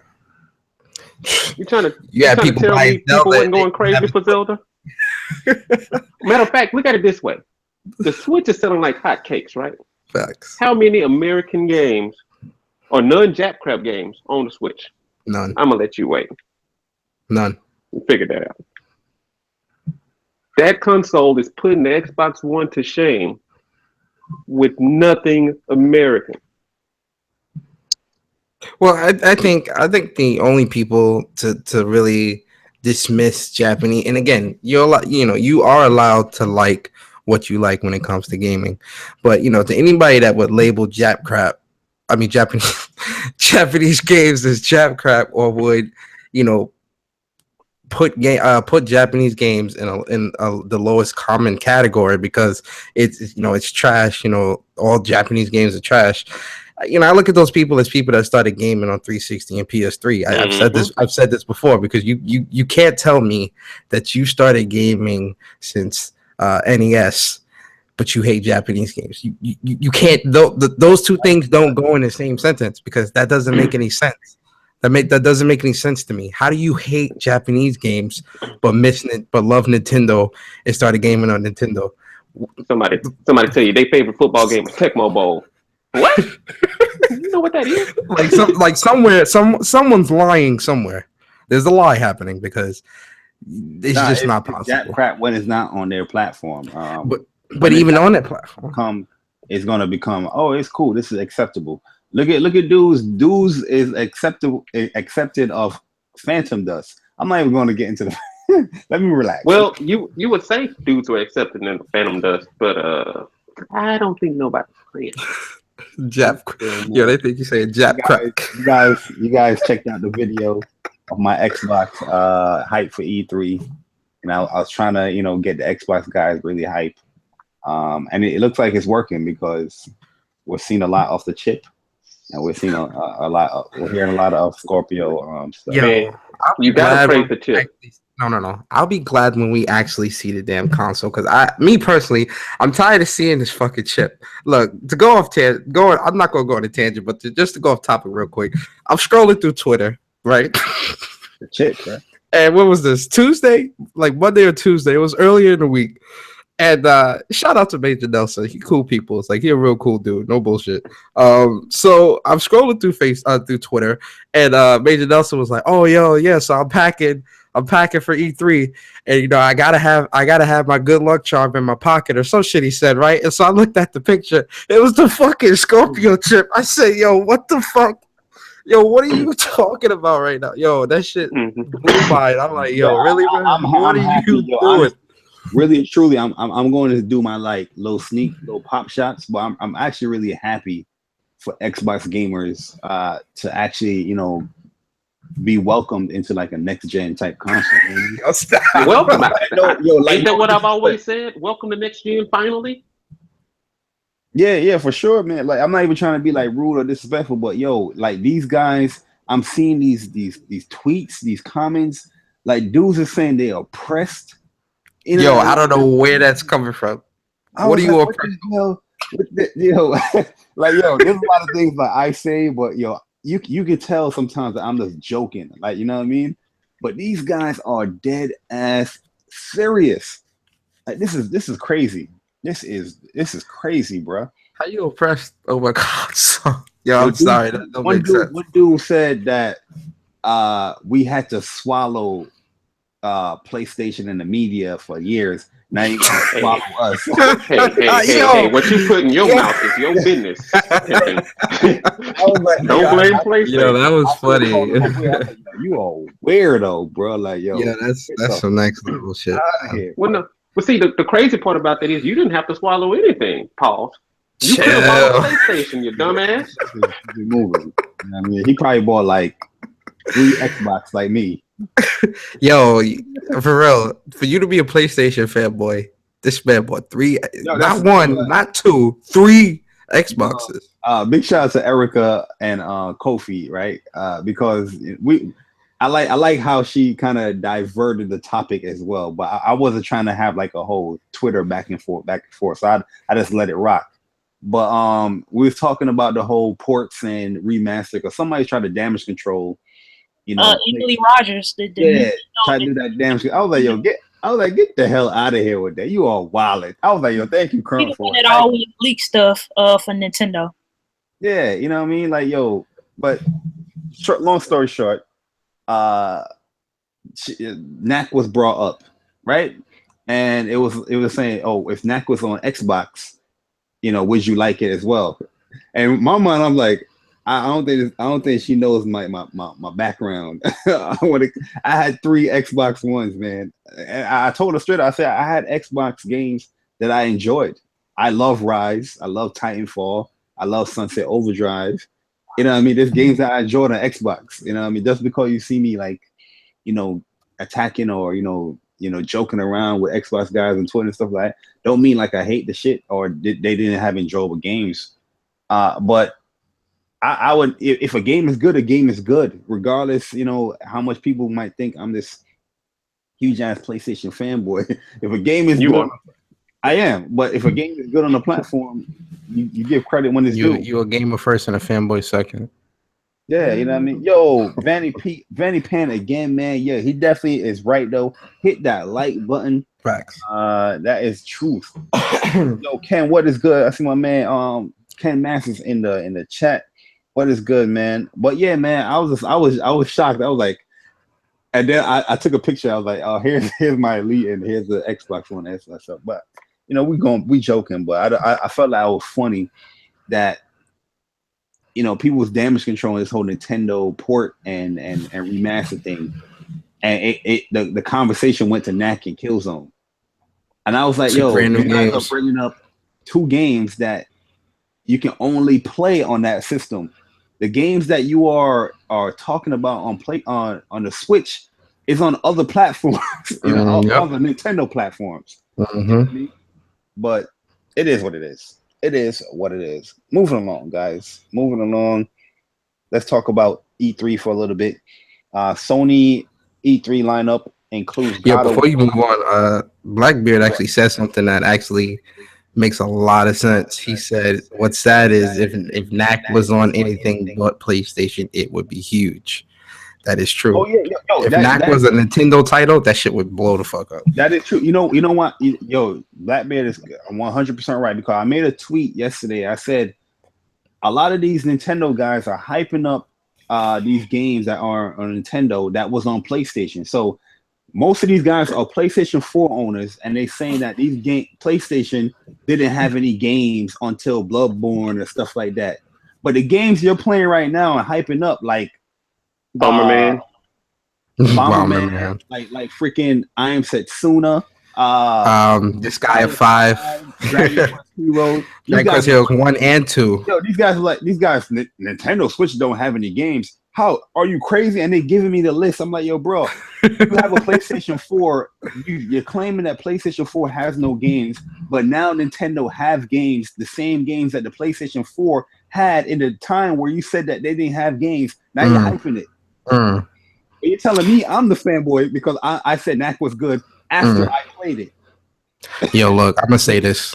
As Nintendo got a soft spot in my heart always, just because they brought me into this great gaming community. But Nintendo fanboys should be the last ones saying anything about remasters, lack of games, or console support. Yeah, the funny thing about it is people trying to change the narrative. Like PlayStation people were bashing remasters, or they are against it. What PlayStation but I see people doing is there's times where Nintendo guys were having podcast after podcast talking about the PlayStation or this generation sucks because all we're getting is remasters. They're putting blame on PlayStation because Activision and everybody else decided to remaster the game that was on PS4 on 3 to this. Like this lady put up a list of games. I'm like, yo, mom. Third party. More than half of these games is not even like Sony games. You know what I'm saying? So if you want to have like saying, oh, blame Sony or PlayStation, at least put the only PlayStation games up there. You're having mad third party games on there. You know, but there's a lot of things that like PlayStation and Xbox were doing that people were bashing, but Nintendo's doing the same thing, and it's okay. Yo, a lot of people saying this generation sucked because, and it was mostly Nintendo people saying, "Oh, it's all remasters." and then Nintendo, the rumors was coming out that Nintendo was gonna have, you know, these Wii games or Wii U games come out again, so the consistency of games would be much better than the Wii U, right? Bruh. And I'm just looking at this shit like, you're praising it when Nintendo is doing it, but you're bashing it when PlayStation or Xbox is doing it. That's what we're talking about. We're not talking about actually like, yo, remasters is bad. Yeah, no. I don't think. He was like, Barry, right? He was like, and then even Blandrew said it. He said the same thing. Yeah, because I'm not even against remasters. If I don't want the remaster, I'm not gonna pick it up. Yeah, you know what I mean, that's how I think. And we all know. And a remaster, normally like with remasters, there's some type of enhancement of some sort to complement the new console that is being put on.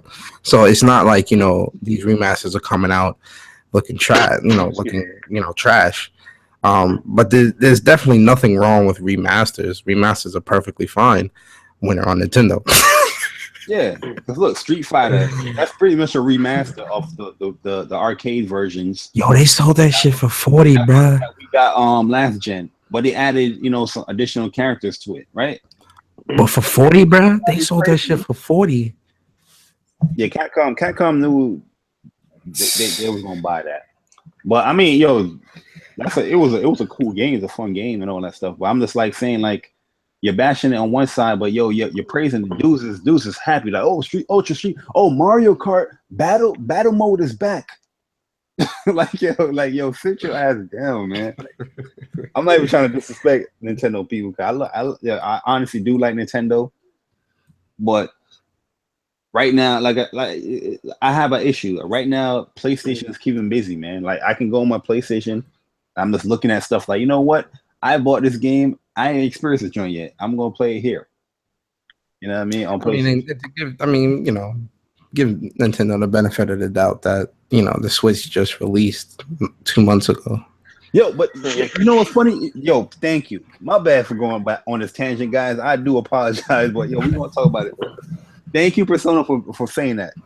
Everybody's saying, oh, but Nintendo is with, hey man, give them some slack. Nintendo only out for 3 months, but they always go back in time with PlayStation. It's like, oh well, when PlayStation launched, like, you know what I mean? I'm like, oh, so your whole 3 months argument only work on Nintendo, but not for PlayStation. That's what you're saying. Yeah. Well, y'all know me. I ain't gonna say nothing about the Switch because, you know, I only got 2 words to say about the Switch, and that's fuck Switch. That's it. Until these motherfuckers can come out and admit that it's a handheld and quit trying to push it as a console. Fuck that. Every time you see the goddamn it's a hybrid. It ain't a hybrid nothing. Every time you see a picture of that motherfucker sitting on the table with the controllers off, that bitch is a handheld. I was in denial as well until you actually get the console play. Like, majority of the time you're doing it in handheld because you're kind of forced to do it because the dock mode sucks. They gave y'all PlayStation Vita TV. Enjoy. Oh no, $300. I was playing my Vita TV the other day, man, playing that WEEZ, man. Great game. But anyway, yo, E3 talk, guys, for a little bit. Sony E3 lineup includes God of War, Spider-Man, PS4, Days Gone, and more. So, my man Sean Layden, he came out and pretty much confirmed that PlayStation Conference will have the same format as last year. Yo, in your background, where he said that it's not going to be a traditional press conference. It's going to be more of a software showcase. And also there was a quote where he's saying that the Japanese titles for him is very important for him. So basically, he said Layden spoke to Time, where he mentioned that Japanese publishers are coming back to consoles in a major way, giving Resident Evil 7, Neo, Nier Automata, Persona 5, Final Fantasy 15 as examples. Speaking of, we'll have some big announcements at E3 in that precise vein he added. So you're going to see some Japanese games during this E3. Is it going to be at the press conference? We don't know. But E3, guys, is not one day. It is a whole week where PlayStation's just be talking about a whole bunch of stuff. So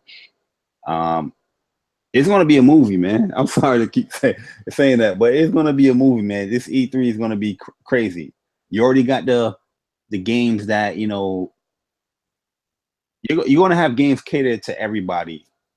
You know, people that love the Japanese stuff, people that love the quote unquote, you know, bigger AAA stuff.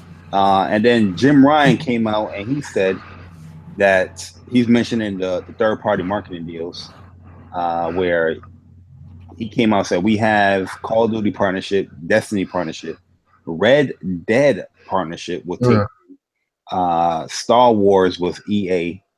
And here the guy went on some, you know, assumption. It's possible we'll see something from those 4 games during E3 Sony's press conference. But yo, what you guys think, man? How you think this conference is gonna go? I know we spoke about E3 a lot, but you know. Nah, it's good. As far as I mean, I do like that they're going with the same format that they went with last year, because I said it last year. Yo, Sony classy out here. They classy out here with the orchestra and the nice red curtains, and yo, that's classy. You gotta love that, man. Like, you can't, regardless of what console you rep, yo, you gotta love that. That's class. So I'm definitely glad that they are going with that type of formula this year. As far as the games go, I definitely do want to see, you know, Days Gone, Spider-Man, God of War. I'm definitely excited to be seeing those.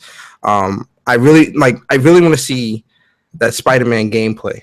I have to see that. Like, I'm dying to see that. Like that and The Last of Us 2 gameplay. As far as the marketing deals, you know, that's expected, that they're gonna be talking about the marketing deals and be talking about show those games off. And honestly, those are gonna be anticipated anyway. All 4 of those titles are highly, and even COD, highly anticipated this year with that whole World War II. Like that's, you know, all 4 of those games are in good light right now. So show those off on the stage. I'm sure they're gonna, you know, show off indies. I think Sony show is really gonna. I don't know if we're gonna get like a hardware announcement. I thought we would have got, like, you know, a new Vita announcement. We may still, you know, he may take that 90s. I don't think we're gonna get it now after he said that it's gonna be a showcase for software. We may get PSX or either I can see PSX. I can see PSX. You might get it. You might get it outside of the conference. Yeah, it could be just something that they just announce and just I don't know, man. They got to show that off. Where did they show the first Vita? It was at Paris Games. Nah, the Vita was shown at TGS. Tokyo Game Show. Tokyo Game Show. They may save it because, you know, like I keep telling people, Sony can't shoot their load, man. But Sony's got a lot. They got a lot of different shows throughout the year, unlike, say, a Microsoft, who really doesn't have that many shows throughout the year. Like E3 really is Microsoft's show, other than when they do their stuff. Gamescom. Yeah, games. They show up sometimes for Gamescom, and then sometimes they rarely bring a lot. They may bring 1 or 2 things, and then sometimes they do a whole full Gamescom, but PlayStation has to worry about PSX now too, and then they got to worry about Paris Games Week since they don't go to Gamescom, and they got to worry about Tokyo Game Show. So they're not gonna show everything, because if they wanted to show everything, they probably could have showed Last of Us at E3 last year, but they didn't do it. No, I don't think. I think they saved it. They saved it for PSX. So there are some things we still don't know about, I believe. I think there's stuff that they're holding back that we aren't gonna see for E3, that we're gonna have to wait till PSX. Well, there's still a lot of titles that we're still looking for from specific first party developers as well. Like Sucker Punch has a title that they may show off at E3. Who else? Show off at E3. Might bring something different. Yeah, and then not only that, but, you know, a lot of those Japanese, like when it comes to Tokyo, I think Tokyo Game Show is easy for Sony because a lot of those Japanese devs that they do have in their corner, most of those devs show their games off on PlayStation anyway. So Tokyo Game Show will definitely be, you know, a breeze. Paris Games Week will be a breeze. PSX, I think they're treating PSX as like a mini E3, you know. So I think they treat it as a major E3. yeah, well, shit, with showing Last of Us 2 last year and Marvel vs. Capcom, you might be right. Yeah, PSX was You telling crazy. people, man, PSX is new than basically the PlayStation's E3 Part 2. Because they figured out that their fans, there are some games that aren't just for, they're just for like Sony guys. Like everybody don't like Sony games, and that's cool. But it's certain games and titles that we may get excited for that other people might not. So you save that for PSX. And then you have some big, huge announcements, you know what I'm saying, mixed in there. We may get some Ni no Kunai 2 gameplay and a release date at PE. That needs to come out this year. Yo, so you know that's my joint. The RPG is gonna be bro. Yeah, because then the article come out saying that there was gonna be a big presence of Japanese games at this E3 as well. Yeah, that's what I'm saying. Barry said that. Oh, I'm sorry. Yeah, Barry said that. I'm happy for that too. At the end of the day, overall, everything is just options. We all got options. You know, and that's what it's about, having options. You know, if you find something you want. So I just like all the options. That's good, man. I tell people, just because say Barry like a game, that don't mean I gotta like it, but it's an option. At the end of the day, it's an option. Yo, the Japanese games, the RPG is gonna be crazy. Summer Night 6, which I'm still disappointed. What happened to that? Wasn't that supposed to release like 2 weeks ago? That was supposed to release end of May. I don't know what happened, but I gotta do my research. Ni no Kuni 2, WEEZ, they got a confirmed date for September. Yeah. So it's gonna be crazy. And then there's Tokyo Xandu. Like that game looks very interesting where I want to play that as well. That's coming out for the Vita out as well. But it's gonna have Tokyo Xandu, I think it's like plus something like that. It's gonna be the PS4 version. So there is I just feel like Japanese games this generation are starting to make a comeback, and I feel like last gen they were there, but because the PlayStation 3 wasn't really doing that well, that people were just looking over the RPGs, but we was just consuming games after game after game. We was liking them. So I'm excited that a lot of the RPGs are making names for themselves, and some of the Japanese titles, especially this year, are doing very well. Like Nier, I keep hearing so many great things about Nier. Persona 5 is amazing. That game is amazing. What is it? Neo. A lot of people didn't think that game was gonna do well. So it's a Japanese title. I knew it was gonna do well with that. Yeah, I'm saying I knew it was gonna do well, but most people was like, "Oh, it's just another Dark Souls," and I'm like, "Yo, don't y'all know that people are starting to actually like those games? Like people like the Bloodborns and the Dark Souls, and they're starting to actually like those types of games, like For Honor, and the people like those types of games now. So I don't know why people didn't think that Neo or Persona or all these other Japanese titles weren't gonna, you know what I'm saying, weren't gonna make a dent, especially when I saw some of the review scores. Because I think the whole niche thing. Yeah. Persona 5, like that franchise may be niche, but 5 isn't niche anymore, especially considering the sales. It's not niche anymore. I think we may see that new game from Tokyo JRPG Factory. What's it called? The Spear game. Lost Spears. Yo, that is gonna be a movie. Yeah. Oh, okay. That's gonna be dope. There's another one too. From Vanillaware that's gonna be coming out. For yeah. I remember Vanillaware. I keep forgetting they make games. Aren't they the same ones that made Dragon's Crown for the Vita?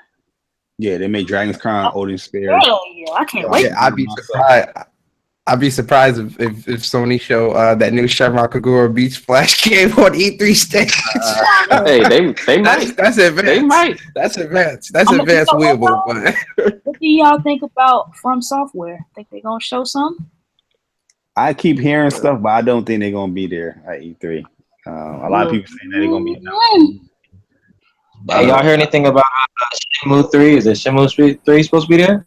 Oh no, that's what we're about to talk They said it's still in about. development. Actually, right now, because Shenmue 3 got delayed. I got the email this morning, early this morning, and Yu Suzuki came out and did a little video saying that they're gonna be focusing more into the development process and they need more time, and they're gonna be delayed. It's gonna be delayed until mid 2018. So. And I think Death Stranding is not going to be there either, so they can't depend on Kojima, which they probably already knew that he wasn't coming months ago. Yeah, Death Stranding not going to be there, but they're going to be there. And as far as the Jeff Keighley show, yeah, Kojima going to be at Jeff Keighley show. That's his like brother from overseas or something. Like he loves Kojima, so he going to be there. They're going to talk about the game, but just ain't going to be on the show floor because they say he's still developing the game. Which is what I don't want to see it no more. I don't need them to say it down. I don't need for Kojima to show me nothing else until he's ready to show. Yeah, because we all know that game is a long way out anyway. Like I've been telling people, that's the game that you might see 2019. You know what I mean? But we always was wondering, like, I wonder if they gonna show Kojima, and then he just pop up like last year when he was coming down the light upstairs and shit. I didn't think he was gonna show nothing, but shit, he popped out of nowhere last year. And show more than what I thought he was gonna show.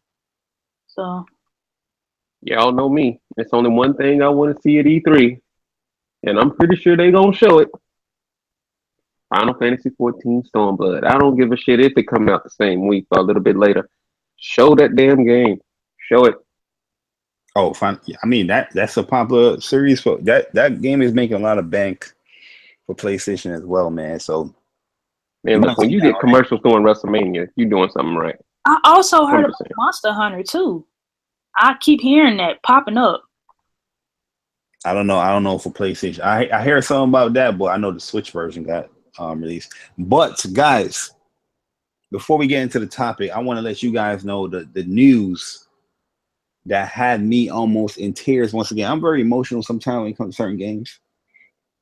And when I saw the trailer to this game, when I saw the tweet to this game, I almost lost it.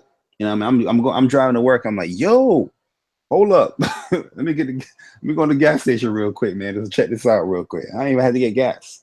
Real talk.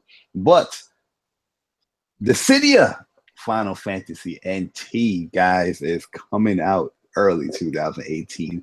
Oh my, if you guys are new to the Council Podcast, for those that are not new, you already know we are no strangers when it comes to talking about this game. When is this coming to PlayStation? And it's coming exclusively to PlayStation in 2018, early 2018, man. I am super excited for this freaking game, yo. And man, movie. Exactly. Movie. You don't even have to say nothing about it. Just be like Final Fantasy Dissidia NT. Bring it. Dissidia was so fun, man, for the PSP. I thoroughly enjoyed that game. Yo, big shout out to my man Marvin. Yo, Marvin knows, how he used to go so hard in that shit. Like, I'll be like, yo, Marvin, my cloud like level 99. And he'd be like, oh, word, all right, let me get this my tightest his level up and all that. And we used to just like, we used to debate in that joint, man. Like, yo, that game, I can't wait for that, man. Yo, but I want to ask you guys, if there was a character that you would want to be put into Dissidia, Final Fantasy NT, what character would that be? I think I know Michy's answer, but I want to see what everybody else is going to say.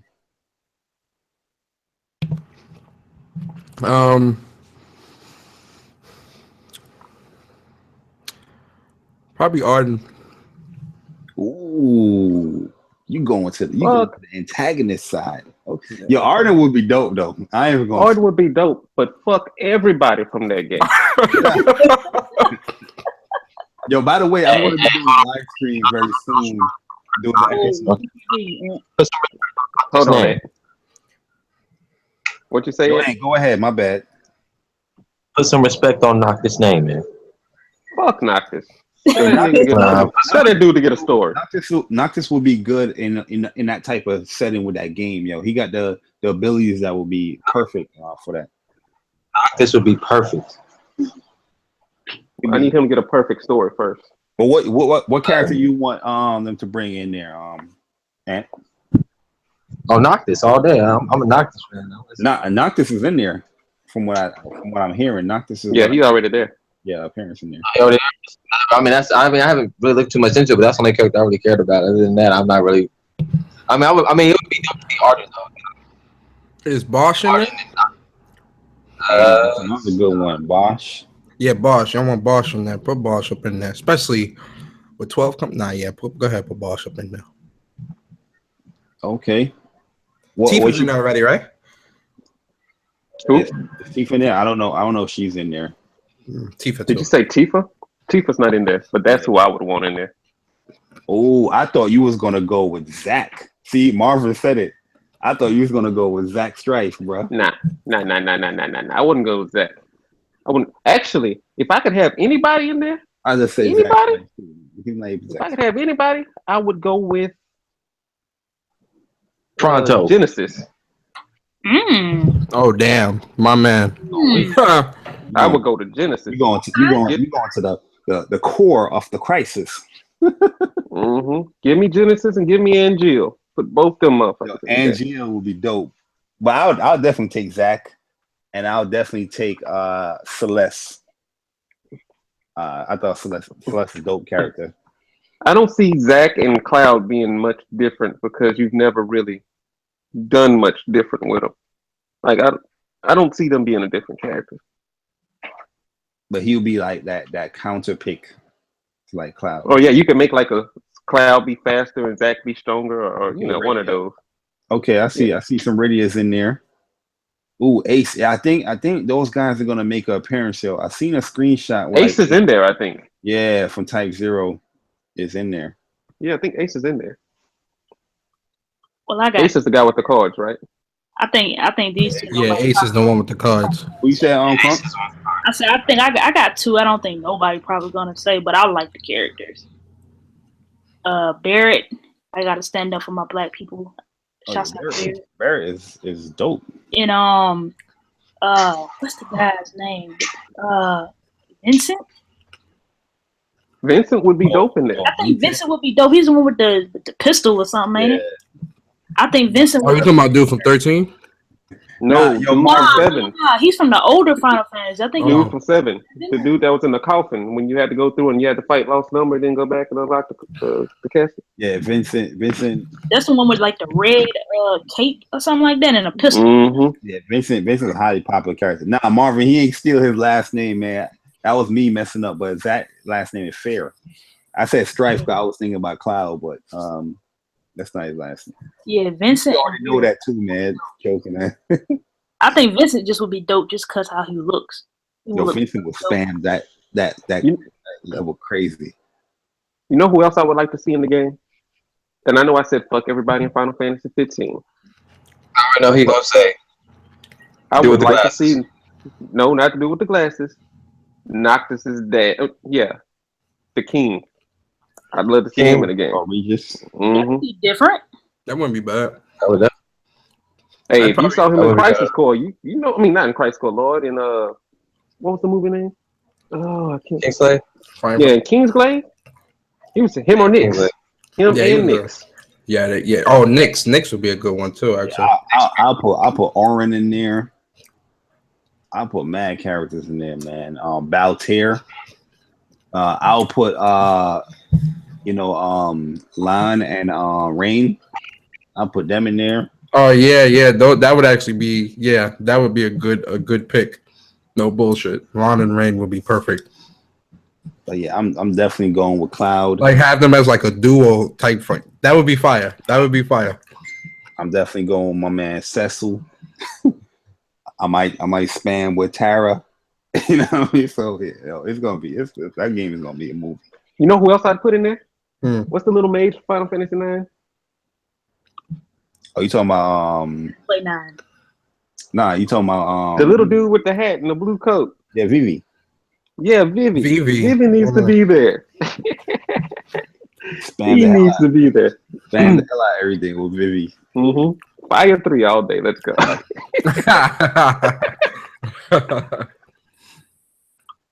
Damn. This Yo, game will be man, dope. but man, that game is gonna be crazy, and that game will be an online arcade game for sure. Facts. Yo, for real. Please have good spectator mode. Please, yo. It won't. And they have squad battles. No, they do. They will have squad battles. That's what I'm saying. Like you're gonna have 3-on-3. So we can probably do like a team kind of thing too. It's gonna be crazy, man. That game is gonna be good. Yo, Mr. Official, what is good? Mr. Official in the building. But yo, let's get into these topics real quick. And this first question was stolen. You know, I mean, shout out to Mrs. Official. It's funny that Mr. Official came in and I stole Mrs. Official question, where she wrote PlayStation Nation All-Star, the Facebook group. If you guys are not in the PlayStation Nation All-Star Facebook group, go ahead and join. You know, send that request, and you know we'll definitely add you up. We'll definitely screen you first. Hey, we ain't just adding people. As Do long not as pass go. Do not collect $200. Nope. As long as you're not a troll account and you're not from certain locations that might be troll accounts, and you'll be all right. The thing, we build a wall over there, and we're not. I'm not Trump supporter. But anyway, she asked, "How did you come up with your PSN ID name?"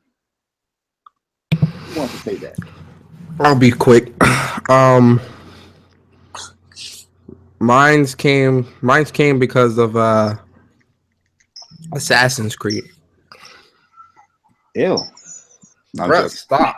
What are you talking about? Yeah, so the story's a little fucked up. I don't even want to talk about the story because I don't want to offend anybody's religious beliefs or anything. But yeah, that's how I got it. Assassin's Creed. Okay. Yeah, you guys assassin. It's reversed though.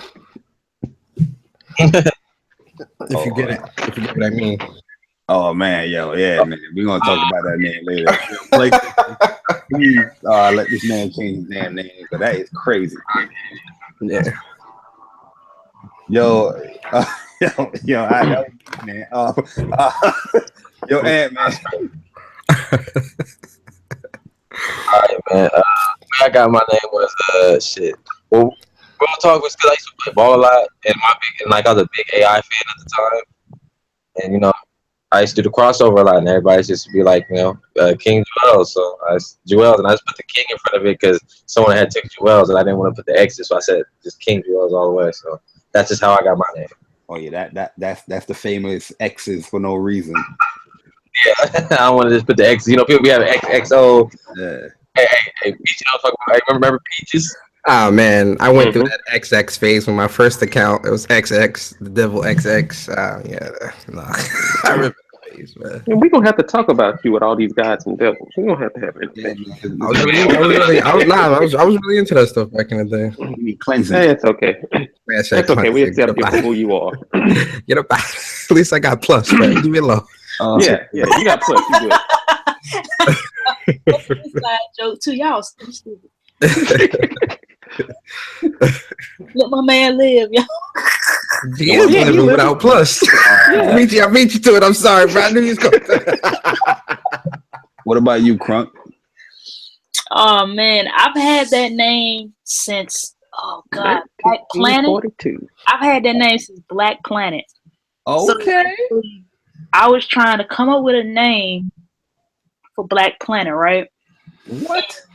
I was trying to play off irony, right? And I was like, you know what? I'm like nowhere near Crunk. I'm like so fucking quiet and introverted as fuck. And I'm like, you know what? I'm gonna fool these niggas. I'm just gonna put Crunk. And since everybody think because I'm from the South, they're gonna just automatically think, oh, she's Crunk and wild and crazy, but I'm not.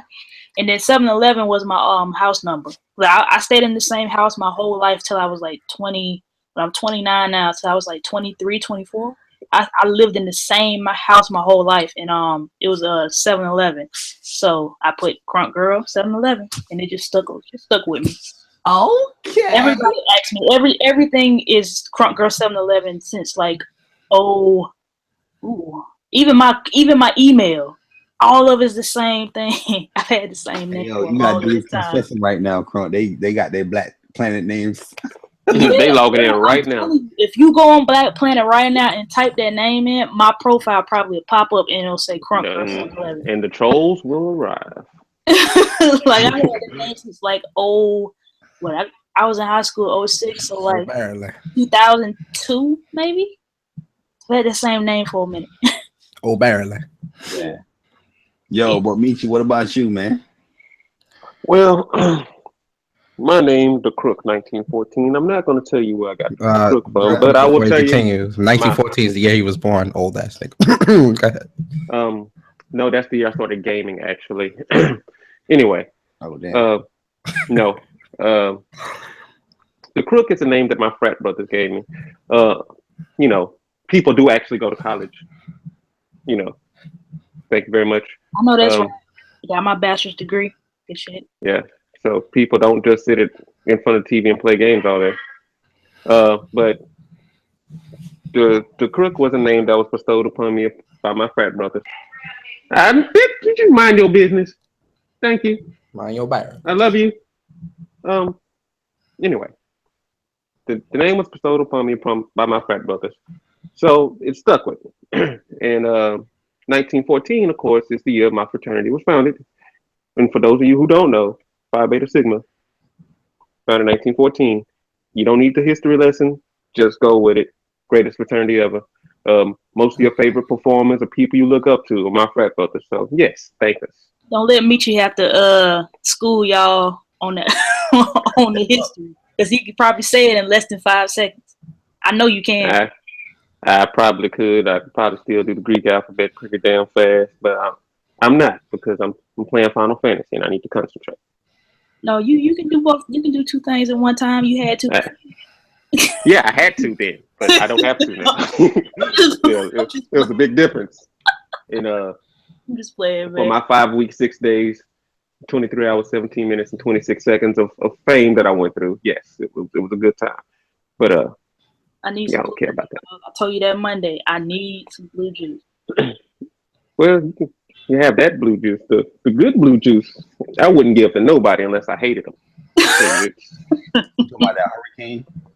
No, sir. Blue juice. Let's just say it's some stuff that don't have flavor to it that you can put into some fruit and into coolers and make drinks for lots of people. You talking about that jungle juice? Yes, sir. But it's about the same. Type of jungle juice. It's like every fraternity and sorority has their juice. Kappas have theirs, the Omegas have theirs, and Alphas, and like on my yard, the Alphas had 8 piss. The Omegas. Why would you name anything piss though? Because it was fucking brownish looking. Continue. The Omegas was Omega oil. I forgot what the name of the Kappas, and then blue juices for the cities. One thing I'll say real quick before y'all continue. Yo, looking back, I kind of kicked myself for not going to a HBCU school. Oh man, best time. Only reason I went to a white ass school college. Like went to a PWI. That's why you speak so proper. Nah, I mean, you know, my college is good, but I mean, I kind of, you know, looking at like the experiences and stuff like that, it definitely does look like something that I missed out on. I kind of wish I did go to a HBCU. And join like a fraternity. I played at the University of Houston. You don't have to go to HBCU to be in a fraternity. Yeah, you don't. I mean, USC has fraternities, but some of the PWIs, they have their own type of fraternities. Like I forgot the name of like some of them that are at USC, which not the University of California, but the University of South Carolina. Like there's a lot of white fraternities. I'm good. I'm good. I'm just saying. Then you got. Like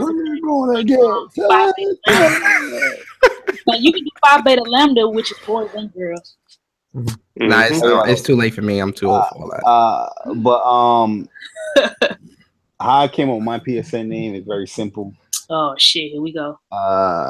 He was light skinned, right?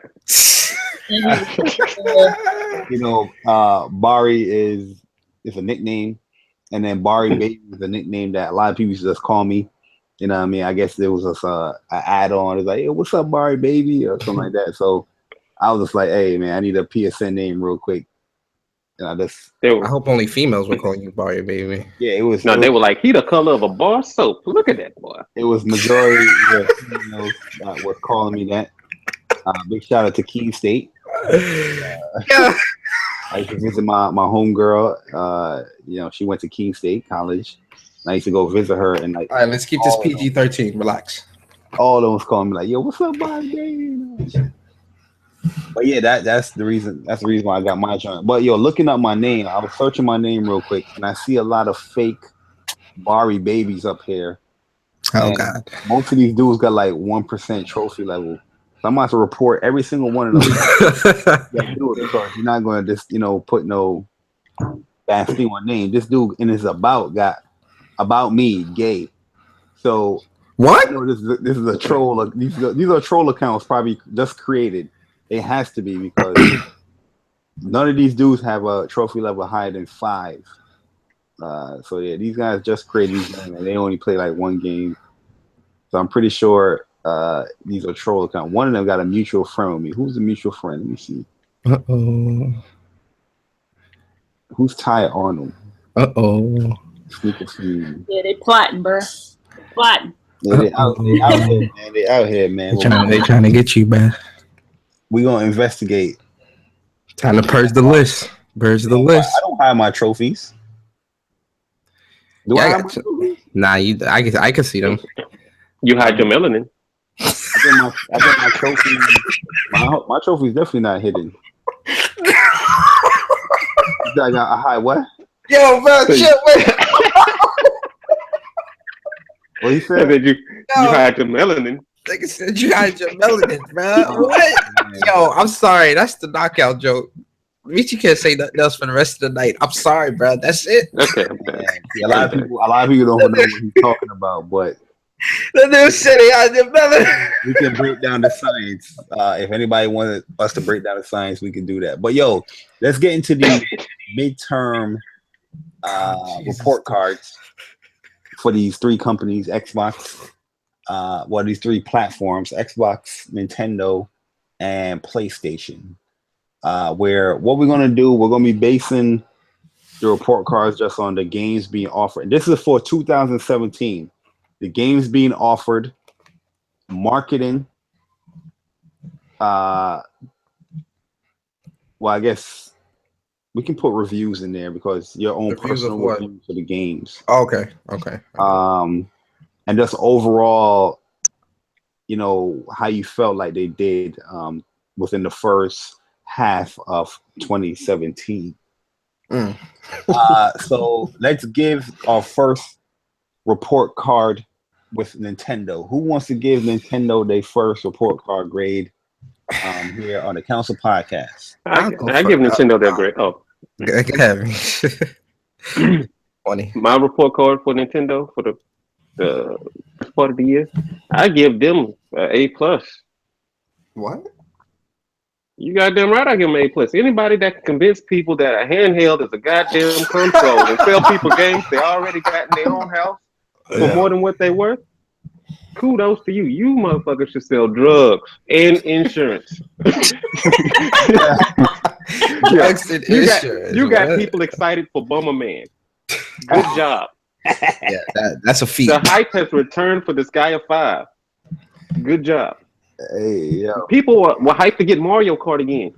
Is Mario Kart in a higher resolution or something? Or does it just have stuff that they should have been able to get anyway?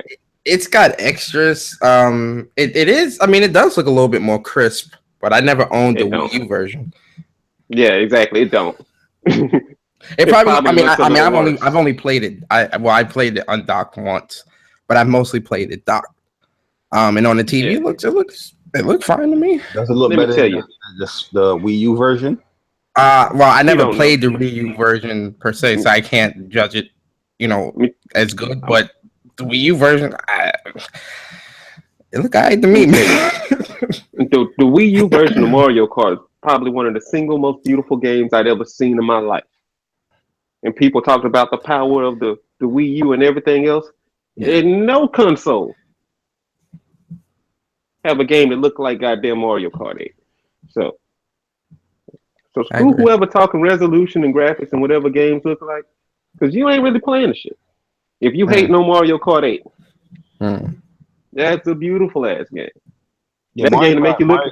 The art style for Mario Kart 8 is pretty very beautiful. Yeah, it's very beautiful. And on the Wii U, I like that game. One thing, Mario Kart on the Wii U was it. The level designs look beautiful in Mario Kart Deluxe on the Switch. It looks nice. I think it looks nice. But yeah, you just fulfill people's dreams. Hey, we just want a different Nintendo. All right, there you go. Okay, yeah, take this handheld and pretend it's a console. Have a nice day. Yeah, they get an A+ for lying to manipulating everybody and just selling them some shit. And we're gonna put Arms out. I don't know if is Arms out yet. It is. The reviews people playing Arms out yet? No. Arms comes out next week, I think. Okay. Well, but the reviews are out. It's what is it? An 80 bar, I think. Yeah, I think it's either 79 or 80. Yeah, I think it's like an 80. That's what I want to see people playing. I want to see the community come out. All these people who support this handheld console. I want to see y'all out playing Arms. Not in public, because then you look like a retard. But at home, I want to see your footage and share that shit, because it's better than what's out there for the other people. Not PlayStation, but the other. They don't have video. You can only do screenshots. Oh, you can only do screenshots? Yeah.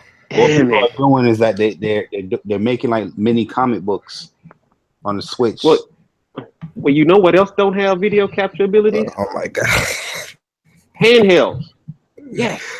This guy, man. You goddamn right. You have a handheld. Fuck. Nintendo. That's the truth right there. So, all right, so Michy gives him an A+. What you giving Nintendo, Persona? I'm gonna have to give Nintendo a B. Okay. Reason being, Nintendo, they did a good job of, bringing people in, and they did a good job of selling the console. The console's selling great. Zelda's great. Everybody's looking forward to Mario Odyssey. But when you look at the 6 months, the first 6 months of the console's life, and it's not fair because it's only been out maybe 3. So when you look at the first the 3 months of the console's life, it's okay. It's a launch. It's a console launch again. I just hope that the support grows a little bit more, because right now we are getting a lot of remasters and ports. That's all you getting. Yeah, it is.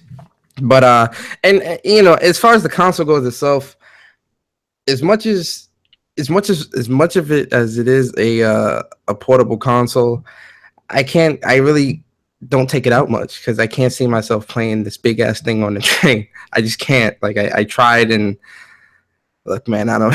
I'm good. Nah. So it's a home console for me. But I need to see more support. I need to see what else they got under their sleeve and what they're gonna be putting out. So they get a B from me. Voila, man. Yo, what about you, Crunk? What you got? So we got an A. We got an A+ and a B. I would say a B+. I think the games that they came out with first party wise are selling well, and you can't deny it. The actual Switch itself, it's selling better than a lot of people I think thought it was gonna sell. But I'm kind of waiting to see what other games they got coming, because we got Super Mario Odyssey at the end of the year. They just gonna sell. It's gonna sell because it's fucking Mario. But I want to see what they do with the fill-in games, like the fill-in joints, because like we were talking about earlier, they really Persona said they really didn't come out with much at the beginning. But the attach rate is high as hell for certain games. So I wanted to see what more they was gonna do third party wise. Also, the online and stuff. Gotta see how that looking. They pushed that back till next year. They really, I don't know what the hell they was thinking with that voice chat shit. That shit makes no sense. and a lot of most of the Nintendo fans that I know, they not even trying to defend that shit. They were like, I don't even know what the hell Nintendo was thinking. So they've had some missteps, but it's selling. So I'll give them a B plus. And then I think they got Splatoon coming next. I forgot what else. I think it's one more. I think they showed Pokken, but that shit was a dud the other day. They didn't show no Pokemon for the Switch. That was stupid. Nah, but they definitely showed that Ultra Sun and Moon. Like niggas was banging for that. Sorry, people. Yeah. Yo, I know. Yo, a lot of Nintendo fans, like they were mad. They were mad at that direct. So I don't know. Nintendo is like a mixed bag. They got a great. I feel like they have a great console that just isn't. It's like halfway finished. It's not there yet. Yep. That direct could go direct to the garbage. They wasn't ready. I don't feel like they were ready, but they just had to push it out anyway. Yeah, I definitely get some of those vibes. I agree. But it's still selling. I think if they would have pushed it back a couple of more months, or maybe even a year, they had to put that out. They had to put it out. But so you think that if they would have put the Switch out and the Scorpio was still coming this year, that it wouldn't sell what it wouldn't sell? Well, no, it would. I think it still would sell because people was gonna buy that regardless. Yeah, I was gonna say no matter when it came out. One thing about Nintendo, regardless, Nintendo is one of those consoles where like they really don't need to be strategic about when they release a console, because if you release like they released it with Zelda, it's sold. You know, so when it comes to the console selling, it's going to sell because Nintendo does have the first party. They do have that first party support for the console. They have those cult classic, and they have those games that people will buy a console for. Like majority of the people went out and bought a $300 console for a $60 game. There's a lot of people that only have Zelda right now. Still, with everything else that's came out, there's still a lot of people that only have Zelda and are still only playing Zelda to this day. So Persona. There's some people I know who don't have a Switch but got Zelda. They went ahead and bought it. That's what I'm saying. So it's like it'll sell. It'll sell. Yeah, like I know some people like right now who don't have a Switch yet. They're waiting until they get enough games, but they went ahead and bought Zelda. Let me tell you how smart Nintendo is, and this is why Nintendo gets more credit.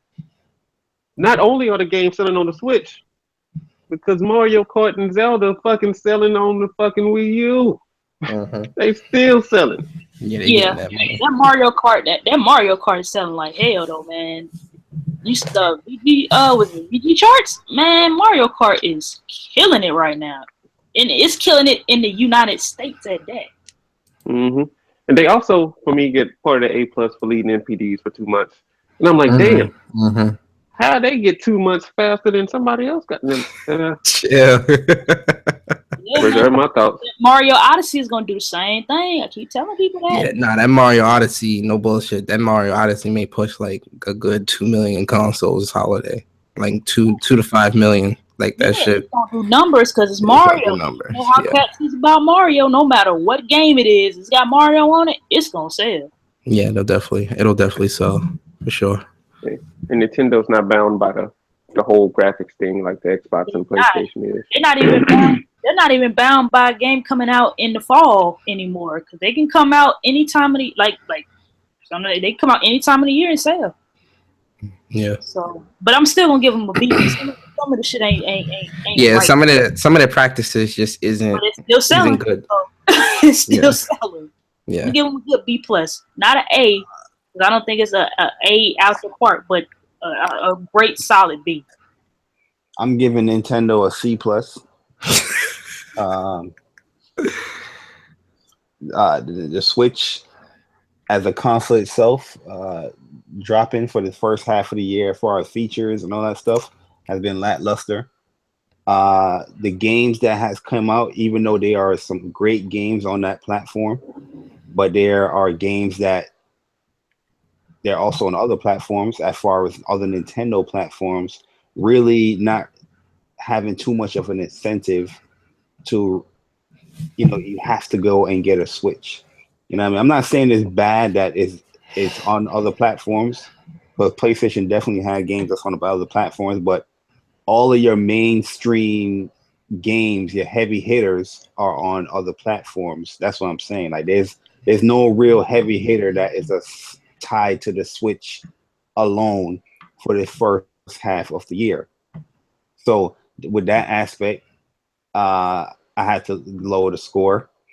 I feel like the online in that game, on that platform is trash. It's horrible. It is not a good online experience. Even like locally is a great experience. But when you're just trying to play with friends, matter of fact, even trying to get to play with friends, that is cumbersome in itself and it's trash. But there are some cool things about the Switch in concept. It works really well as far as, really taking it outside, being portable with it, having local, multiplayer is really dope with the Joy-Cons. The Joy-Con, I wasn't really too fond of it, but it really grew at the time I played it. But overall, I can't give the Switch anything higher than a C+ because the Switch needs so much more than what you get out of the box to have a great experience with. You know what I mean? Just having a base Switch, I don't think anybody with a base Switch will honestly say that they're having a good experience with that, because you need that Pro controller. You need that Pro controller is a need. You gotta have that. You know what I mean? You need a memory card. You know what I mean? Things like that That's why else I tell you they get an A, because you need that and you go get it, because they raping everybody. I spend more money on the Switch than I spent on the PS4 and Xbox One at launch. Yo, I spent genius. I spent like almost $600. Not even kidding. I was in the 600 range with that. You know what I mean? But I just can't give them anything higher than C+. I think they're doing very good. I'm not taking anything away from them. Their marketing has been getting better with them. I think the marketing could be much better though. But the word of mouth is very strong when it comes to the Nintendo Switch. But those aspects, like I said, there's cool things about the Switch. Just having that local, online experience, not online, but local multiplayer experience is really dope with it.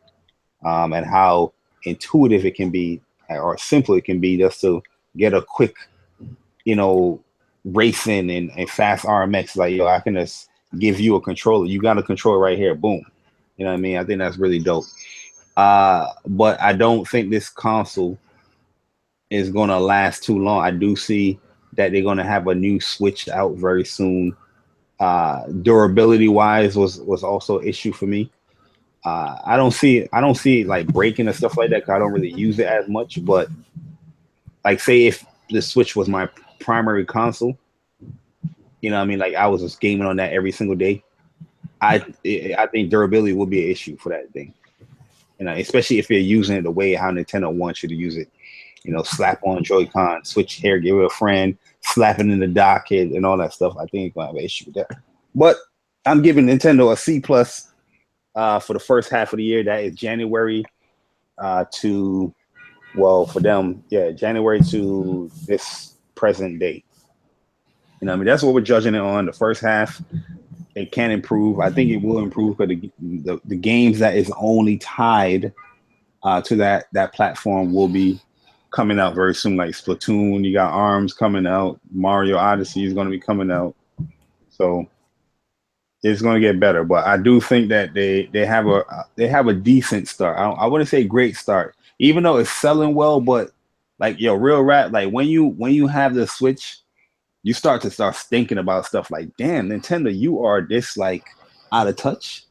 You know what I mean? That's what I'll be saying. Like, Nintendo, you are that out of touch with gamers. Like, did you even ask anybody within, like, outside of Nintendo what would they like to see in the next console? You know what I mean? Like, I don't think none of that stuff was ever done when it came to the Switch. But I'm giving it a C+. I don't think that's a bad score. I think that's very that's passing. Is decent.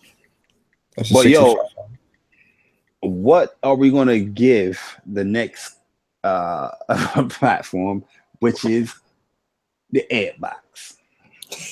We're going to give it an L. Yeah.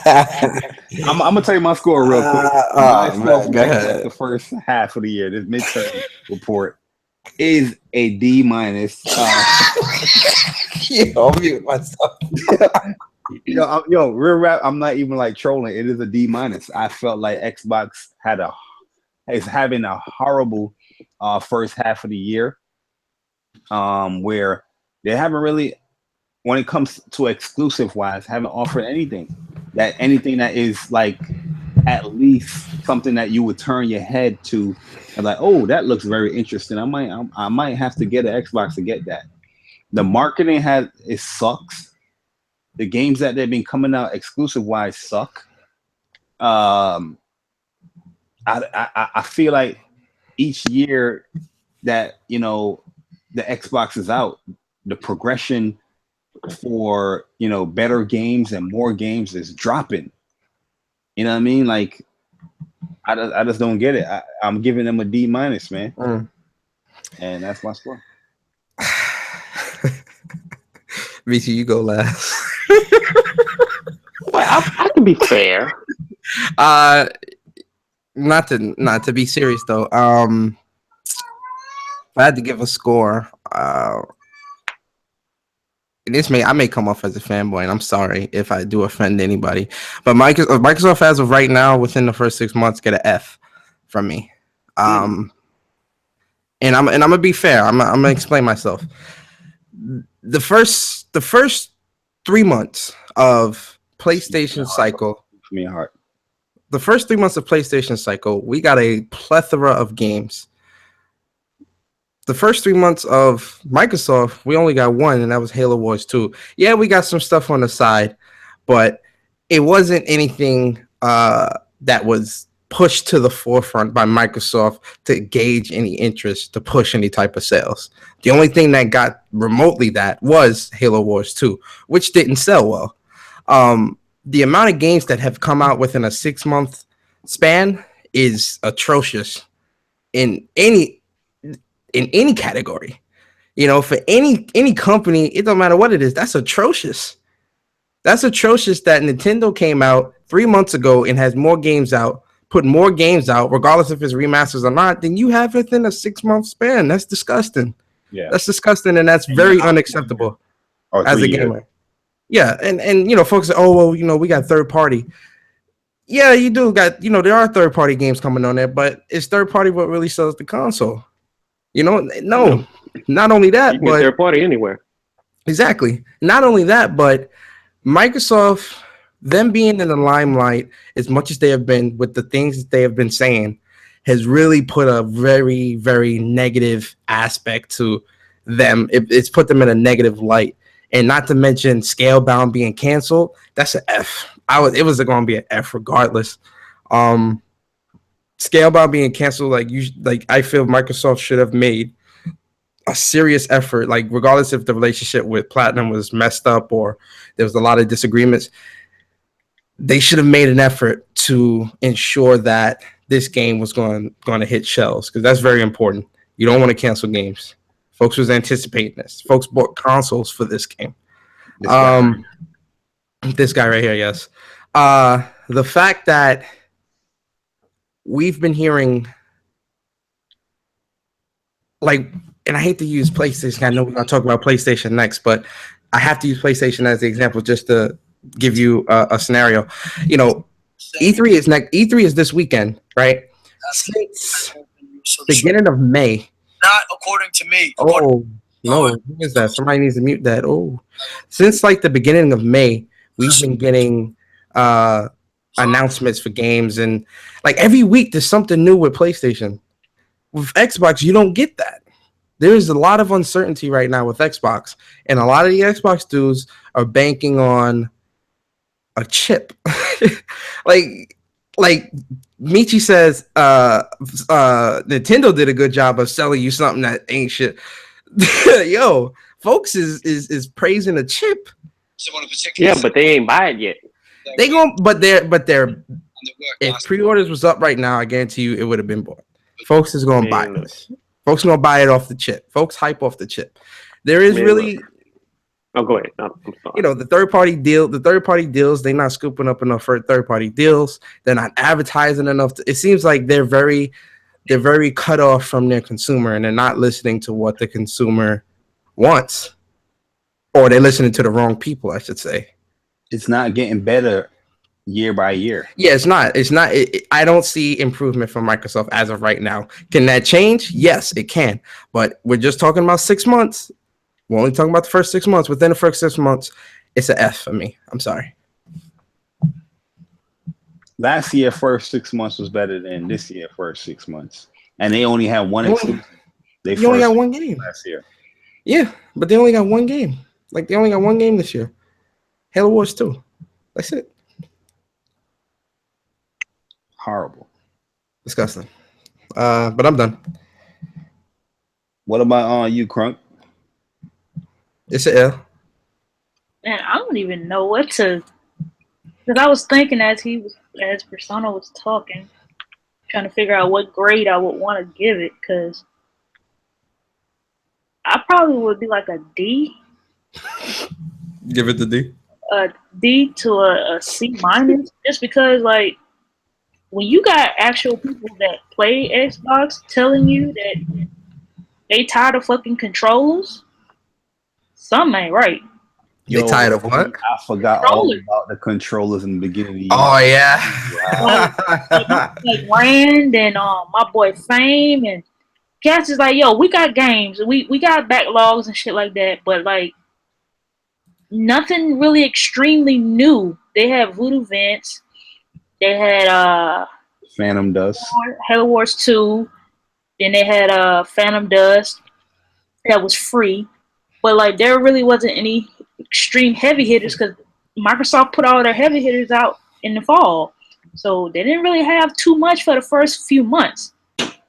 And then they kept talking about fucking controllers and cats was getting tired of that shit. They're like, man, I'm tired of the goddamn controllers, man. Like, come on.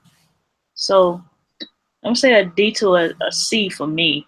But the other stuff that they did I thought was pretty good features wise, but it wouldn't make me give it a B or an A because I would be lying. Nobody's buying a Switch. I mean, Xbox for features. I'm sorry. Yeah. No, I'm not saying they are. I'm just saying, like, when I grade somebody, I have to grade them on everything, not just the games, but everything else they bring to their console as well. And the Game Pass, I think, is dope. I think that's good. The discounts that they get when it comes to trading your games in, I think that's dope. I think PlayStation needs to steal that shit. I'm just being real. For digital games, we trade them a trade-in program. But that's just not enough for me to give it like a crazy grade, like an A or a B. Like it's either D or C for me because they really haven't done. They putting, like my boy Strat, shout out to Nick. They have put everything on this Scorpio, aka Black Jesus.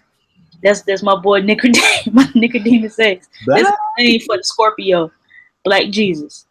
So they have put all their marbles on Black Jesus. So we gonna see. Was it Sunday? We're gonna see Sunday. Everything that they have been holding back for this whole entire year.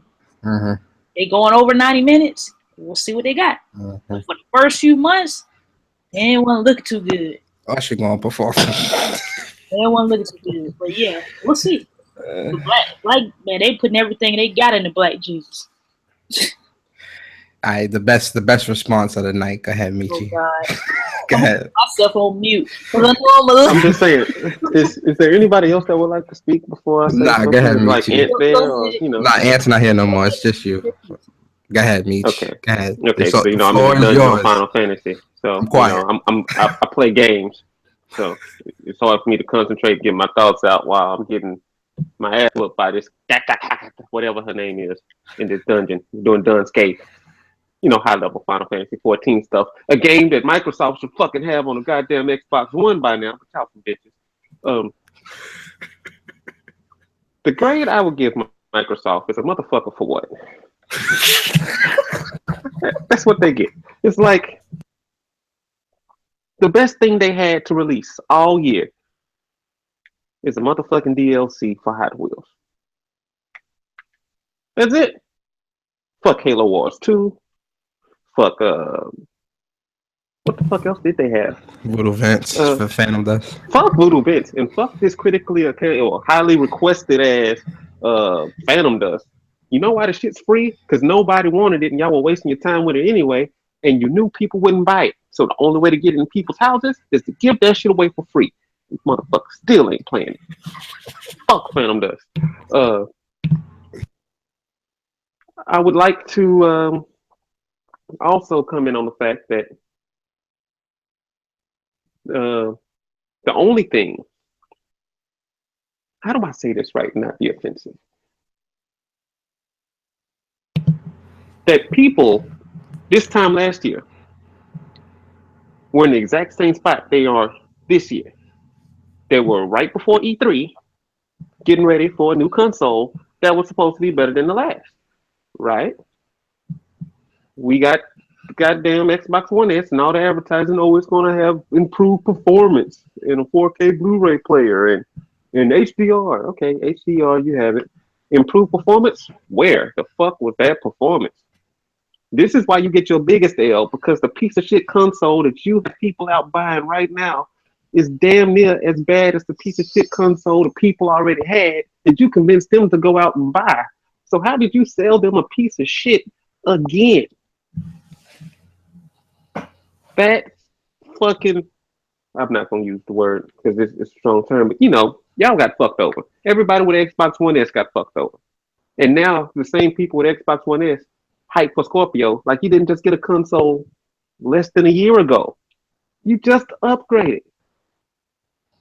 It's like you woke up, took a shower, put on socks, took 3 steps, and you're changing your socks again. Like what? Did you step in some shit? Apparently so, if you got to change socks. But what was the purpose of the Xbox One S? Because that's the shit we got in our houses right now. Well, not we, because I have a PC. And also, there's another reason why it's an L. Because Uncle Phil was so worried about getting games on PC, he didn't even give a fuck about what was going on with the Xbox One. Yeah, let's get these games to work on PC. Let's get these games to work on Windows 10 and get people back in the Windows Store. I said it, what, a year ago, 2 years ago? And people thought I was crazy when I said the next Xbox will be like a PC. You watch and see what this goddamn Scorpio gonna be like. That's why they ain't showing you what it looked like, because you're gonna be surprised when you see it. Yo, Michy, my bad. What grade you gave him? A motherfucker for what? Why would I buy that piece of shit? Why? Like, there's no point in getting an Xbox One.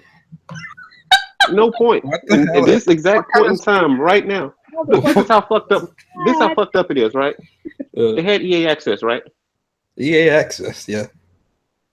Now that people getting the games early outside of EA Access, they knew that would happen, so they go ahead and announce Game Pass early, right? Mm-hmm. Are they gonna have EA games in the Game Pass? I don't know. But it begs the question: if EA Access was supposed to be this great fucking deal and this benefit to the community and so goddamn consumer friendly and all this other shit that the dumbasses talk about just to make fucking conversation because they fucking stupid, what the fuck are they doing giving you all these options to buy the same games over and over again when you obviously don't fucking want them? How many different ways do I have to try to force feed you games on a console to make it seem like it's worth it to have it? You know, let's say, for example, Rise, right? It's been 3 years since the Xbox One has been out. If I hadn't played Rise yet in 2017, I don't give a fuck about Rise. So to get an Xbox One and you give me Rise with a Game Pass, that's cool, but I don't give a fuck about Rise. It's like giving me Madden 25 and EA Access. I'm not buying that shit for that. Who the fuck's getting EA Access for fucking NHL 15? You can eat a 15 console. I mean, a fucking Council Podcast. I'm not gonna go too hard, but everything they're doing, they're stepping on their own toes like they always have done. And I'm pretty sure the Scorpio's gonna come out with another controller. So you have increased specs for a second year. You're gonna have another controller for a second year. You're gonna have this supposedly better service of something better than PlayStation's doing a second year. You're gonna have a better Blu-ray player again for the second year. For Blu-rays, you ain't buying. You're gonna say that you have a better online community, which is fine. You can have a better online community, but you don't have a better online service because you scared to try to tip games like Final Fantasy 14, who would love to have you on there. But you can't do your updates on time. And you can't handle the server maintenance. And you don't want to open the servers up. You know what's really holding back cross? They said that Microsoft hasn't opened up their servers. It's crazy that they would have to get their certification done at a certain time, and Microsoft just wouldn't be down with it. Why you think Final Friday the 13th came out fucked up? Y'all know the shit. They couldn't get the fucking update done. So they gave these motherfuckers an Xbox 360 version of fucking Friday the 13th. It's worse than PSN. You will continue to get shit products from your shit console, from this shit company when it comes to gaming, because they making money either way it go off Windows. So why would they go away from Windows? The fucking gaming console is struggling. You know how you fix that? You put Windows in it. You have to have Windows. Windows is going to be the driving force of Xbox, not the other way around for gaming. All these games that are coming out in the future will work on Windows. Fuck the Xbox and fuck which level of Xbox One you get. The game's still going to be shit. And for the people hyping up 4K, fuck y'all too. Because you motherfuckers going to be hyping up them teraflops and shit, talking about we get the best version of 4K. Or people saying dumbass shit like, I'm going to watch the stream in 4K. Sit your dumb ass down somewhere. Dumbass. Every stream going to be in 4K. But still, you got people talking about how good the 4K going to be when they might not even have the fucking console and they'll be stuck playing some sub 1080p shit until they can get a fucking box. So shut the fuck up and enjoy your games. Because you either going to have the best version, I'll give you that, or you're going to have the absolute worst. So, however you choose to take that, every year, Microsoft is making the console obsolete. People still buying regular PS4s. But when Scorpio drops, who's going to buy a regular Xbox One?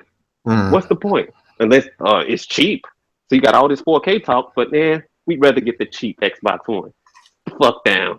People going to be getting PCs, and they're going to be using fucking 1050 Ti's, them little cheap-ass fucking graphics cards. They're going to be getting 1080p gaming for about the price of an Xbox One. Yo, bro. Yeah, that was. This dude. Yo, this dude said the fuck down. I'm sorry. Go ahead, continue. Damn. I think I kept that pretty nice. All right, so that's Microsoft grade from Michy. Fuck out of here. The fuck no. You gotta do it right. The fuck no, motherfucker for what? Fuck no. That's what he said. No, they get a motherfucker for what? Why? Oh shit. That was good. Let's move on to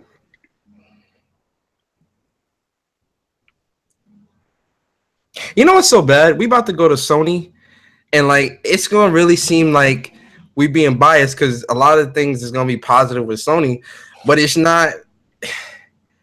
It's not. It's. I mean, no. I mean, there are some negatives with Sony. I'm not saying there isn't, but a lot of the things that Sony is doing is positive. But it's like, yo, go ahead. Speak on Sony grade. I mean, okay, so Sony. Yeah, I'm sorry, guys. This seems biased, but I swear this is not biased, man. Sony get an A+ from me. I'm sorry, like it sounds bad, but it's not no bias. Like I swear, it's not. It's just this is how things are right now. You know, you see a lot of people, you know, on Twitter, whatever, that say, "Oh yeah, media's biased," or you know, gamers are fanboys or they're biased because you know, they give Sony all this props, but Xbox don't get. It's not that Sony getting, you know, special treatment. Sony is doing right by gamers right now. Like they are. Like it's that simple. They are. The Pro is selling 1 to 5. The PSVR is at 1 million. They just released a new exclusive for the VR 2 weeks ago, Farpoint. They're getting, and Star Trek. You're right.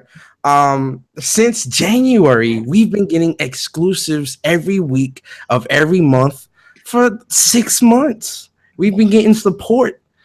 We've been getting what's that? We just got like tournament update 2 weeks ago for tournaments on PS4.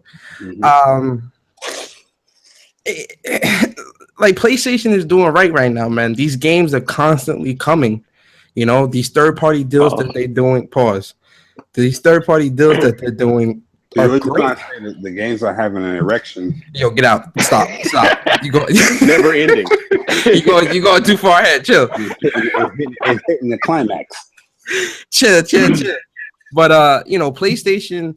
I mean, okay, and the negative that somebody could say, Chris Colbert just said it. You know, PlayStation not doing backwards compatibility, and it's being called anti-consumer. Okay, fine. PlayStation not doing backwards compatibility. Folks may cry about it for right now, which is fake outrage. And make sure you check out my new video, shameless plug. But you know, fake outrage. That a lot of that with the whole backwards compatibility, that's fake outrage. You know, for me, I don't give a fuck about backwards compatibility because I didn't buy a PS4 to play PS3, PS2, or PS1 games. Now, is it good to have remasters or remakes? Sure, I'll pick those up. Sure. But am I clamoring to play PS1 Spyro? No, no, I'm not. I'm not clamoring to play old games. I'm trying to play these new experiences. Blockhead Donkey is what they call it in 2017. Blockhead Donkey. Like I'm, you know, I'm not trying to play these old ass games. Now I'm not trying to take anything away or take the enjoyment away from these games. These games are good. These games are good games. These are very good games. And I played a lot of these games in my early gaming days. But is that a deal breaker for me when I'm standing in a store looking at a PS4? No, because I'm buying a PS4 for next gen experiences. I want to see next gen experiences. I want to play next gen games. That's why I have a PS4. And that's why I bought a PS4 Pro.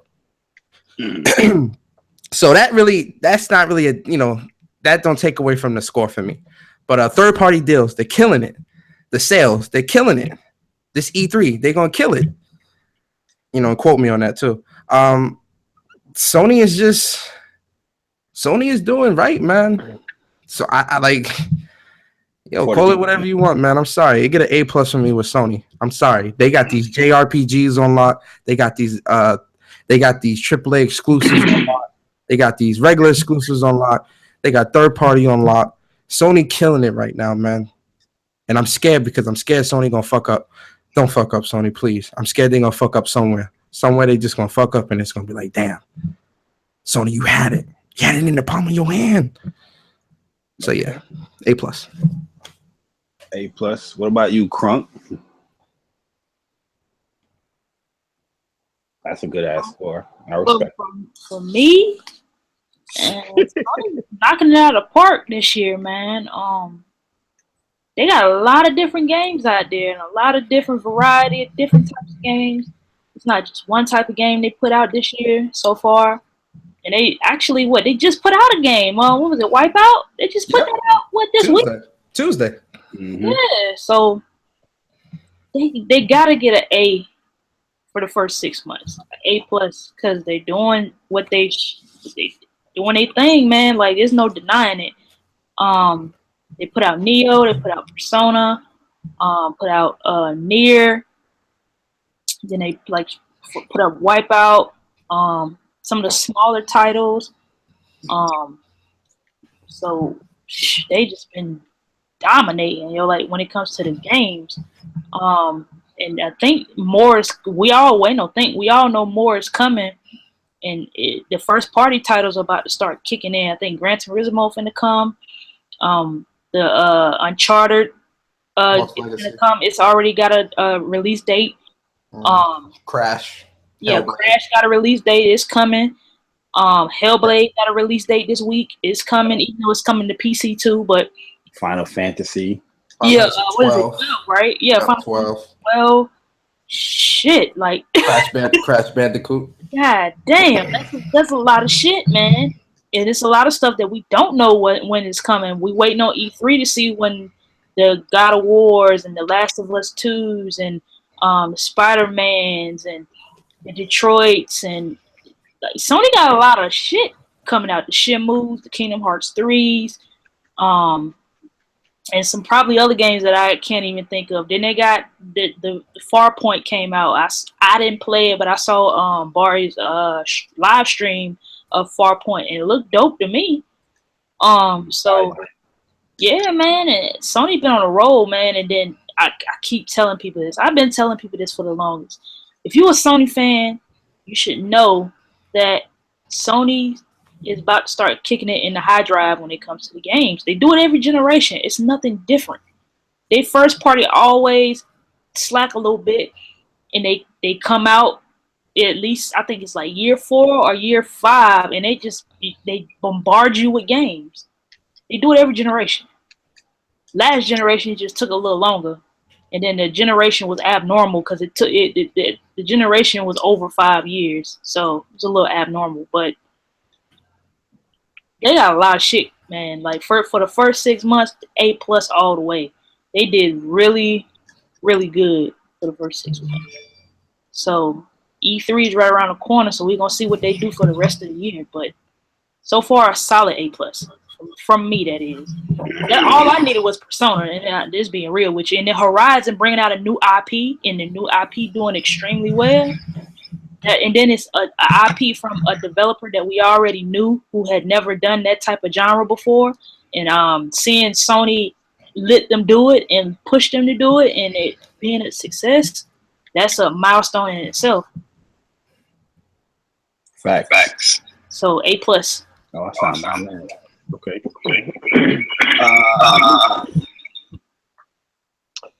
My grade for Sony, I give them an F.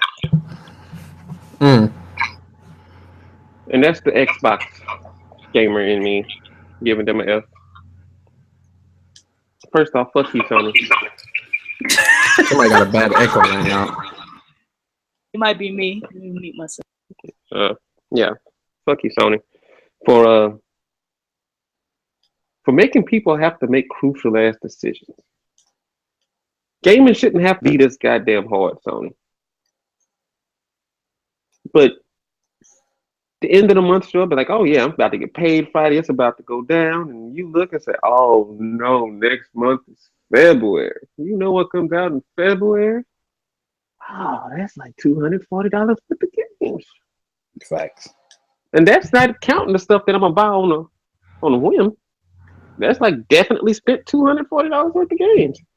I'm like, okay, I'll recover in March. No, I won't. Damn, you done took some more of my money. Shit, I done spent my Scorpio money on PlayStation 4 games. Ain't that about a bitch? This guy. Come on, Sony, why you make me spend my Scorpio money? I wasn't gonna buy that shit. No way, I got the gaming PC. That's still. Shout out to Sony, you bastards. You flood the market with games. You are the place to play games. Talk about you look at all the communities, like just screw the marketing deals, because you put all those in a bag, throw them in the trash. Where do people go to play the games regardless? America is pretty even, but when you got people in places outside of America still going crazy over PlayStation, outside of FIFA and Grand Theft Auto, you have done well. Horizon sells everywhere. Nier, I'm pretty sure they did good everywhere. Persona 5, everywhere. You can't get people to talk about the shit you're giving away for free on Microsoft. Facts. The only game worth mentioning, and it's not even a game, the only thing worth mentioning again was Hot Wheels DLC on Forza Horizon 3, which is an awesome game. It's an amazing game, but people still ain't playing that shit. It's hard to fathom that in the midst of all these multiplats we have to play, people have to rush through the exclusives to make time to play with their friends. Ain't that some crazy shit? You look up and you see people rushing to get platinums. Like, look, I gotta hurry up and get this platinum. Gotta hurry up and get done with this, because Injustice come out next week, and we gotta do something on this. And to take that a step further, when you look at the games on Xbox, even though we have the same games, there's not an emphasis to get the community to play these same games like there is anywhere else. People willingly want to host Injustice parties. Tournaments. Not that they don't do it on Xbox, but I hadn't seen one. I hadn't seen people hyping a tournament. You can't get people in these Facebook groups to even play together in a party of 8. Fuck a tournament. They can't play with 8. They trash over there on Xbox as well. I mean, I'm saying Tekken and Injustice brought the gamers out, I guess. But outside of that, they ain't gaming together. But that's supposed to have the better online community. I will say this: I haven't seen no Friday the 13th sessions either on Xbox. I'm just saying. I'm not going to say that. No, man, we had. Not only are we able to get in full lobbies, and I'm pretty sure they're getting the full lobbies as well, but we get in full lobbies with people in the party. Like, we can take a whole party into a game and have a private session, and whoever's Jason get kicked out the chat. That's dope. But you don't hear these kind of stories coming from the competition. I'm not saying it don't happen, but these loud ass people that you hear talking every day, they not even gaming like that. You don't need a Scorpio to play Friday the 13th. You don't need a Scorpio to have fun either. I'm just saying. And people can knock Sony in an attempt to knock Sony for the old dude stance on backwards compatible games. Like the homie Persona said, when you went your ass to the store to choose to buy a PS4 or Xbox One, you looked at that motherfucker and you looked at the games that were coming out, and you did not want anything on the 360 or the PS3 again. They had the upgrade program that let you get GTA 5 on PS4, right? Mm-hmm. Were you playing GTA 5 still on PS3 after you were able to upgrade it on PS4? No. Why not? You still had it on PS3. Apparently you still had your PS3. So why wouldn't you play it on your PS3 if you like backwards compatibility? You like the better version of the game, right? Just say it. Nobody really gets these next-gen consoles and talk all these specs and 4K and all that good shit to go back to games that pretty much look disgusting. Like, for the life of me, this is my greatest example. Rare Replay. People hyped up Rare Replay. What the fuck were y'all playing? You weren't even getting the Xbox 360 remastered version of Conquer. You got that fucking blockhead, bumped the motherfucking caveman looking ass Conquer.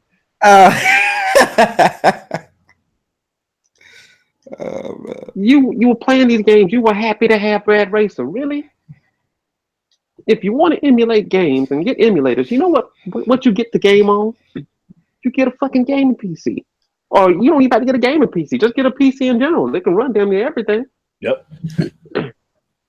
Like, you don't need a console for that. It's a good option to have. I'm not knocking backwards compatibility. But nobody goes in the store to buy a PS4 or Xbox One and shop in the Xbox 360 section. That need to be a quote. Nobody's going in the store to be like, damn, I need to look for Blue Dragon. I ain't never played Blue Dragon before. I've been alive for 40 years and I ain't never played Blue Dragon. Now that I got an Xbox One, I can finally play Blue Dragon. Even though an Xbox 360 is like $60. Gotta play on Xbox One. No. You are sad and misguided. Xbox 360s are still available. It's not like you need the Xbox One to play these games. It's crazy. PlayStation Now had always been one of those services that were hit or miss for me, because there were some games that I never heard of that you got a chance to play. But when I'm playing PlayStation Now, it reminds me that I'm playing PS3 games. And sometimes it's like, yeah, I gotta put this shit down. I love Tokyo Jungle, but yeah, wash my hands with this shit. Yeah, Guilty Gear is a beautiful game, but not on PlayStation Now. Yeah, throw that shit away. You know, it's one of those things that if you just have to play the game, PlayStation Now is where you go. You pay $20, you get access to over 450 games, try them to your heart's content, and if you want to re-up at the end of the month, do it. If not, you've tried the games. People act like they need to keep these backwards compatible games. Like, I just have to play this game and have this ownership of it. No, you just need access to it because you're not going to play it that long. Red Dead Redemption. I bought it day 2. We had to go out to GameStop. Had to find one. Bought it. Played it. Couldn't find 6 people online. But y'all happy for backwards compatibility? No. Backwards compatibility is a great option. But in the midst of Horizon, Nier Automata, Persona 5, Street Fighter 5, Dragon Quest Heroes 2.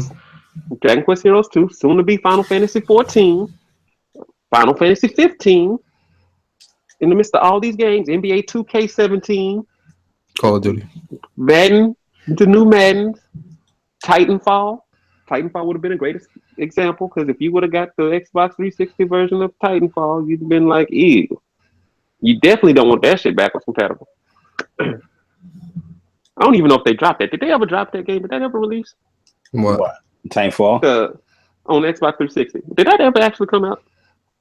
Yeah, they released that, the 360 version of Titanfall. They did. Who's playing the backwards compatible version of that? Nobody. Is it even going to come? No. You look at Black Ops 3. Are we getting the Black Ops 3 backwards compatible? Hell no. There's probably a reason for that. Version sucks. There's probably a reason for that. All you backwards compatible people, you bought these new consoles. You want this new stuff to go forward, not back. If you wanted the Xbox 360, you'd have kept your Xbox 360. You'd have still been playing games on your Xbox 360. And while the games were cheap, you'd have still been buying them and playing them. I know people that bought Little Big Planet on PS3 to play it because they didn't want to buy a PS4 for it. You play the games when you want the games. I know people that still play Final Fantasy 14 on PS3 for a little while because they're going to have to upgrade when Stormblood drops. That's the saddest moment of their life because now they got to upgrade. They're trying to figure out if they're going to do PC or PS4. Are you telling me that you're more happy to play old games instead of playing VR, a new experience? Really? Really? Really? I don't believe that answer is yes. I believe that you would rather see what the future holds as opposed to playing some shit that you really didn't want to play before, but now you have the option of playing it. But that's a whole nother thing. Thank you, Sony, for standing firm with EA Access. Because I honestly thought it was a waste of time. Holding your crown. People said that EA wasn't locking demos behind the paywall. They lie. If they weren't locking the demos behind the paywall, I don't know what the fuck they were doing. But yeah, that shit damn near behind the paywall, and now it's no longer any demos. Like, fuck. Well, actually, the EA Access version was the demos because they were lying to you the whole time, telling you they gave you full access to the games, when really they just gave you limited access to the games. You end up getting walls in the game. You can't get past level 2 on Unraveled. Some other dumb shit. You know, stuff always happens. But yeah, now that that's going out the way, people are making concessions for where people are buying the games, and people are buying the games on PlayStation. PlayStation is dictating what happens in the market. Why do you think Xbox made a Scorpio? Not to compete with the Pro. Them bitches couldn't get the 1080p. With the Scorpio, they can finally get the 1080p because they have to compete with Sony. They have to get out this whole resolution gate, and they have to have games that aren't dropping frames because that 3% increase wasn't big enough. They have to match at least the base PS4. And the Scorpio will do that. The Elite Xbox didn't do it. The S don't do it. This is the third strike. And you let this... Now Street Fighter.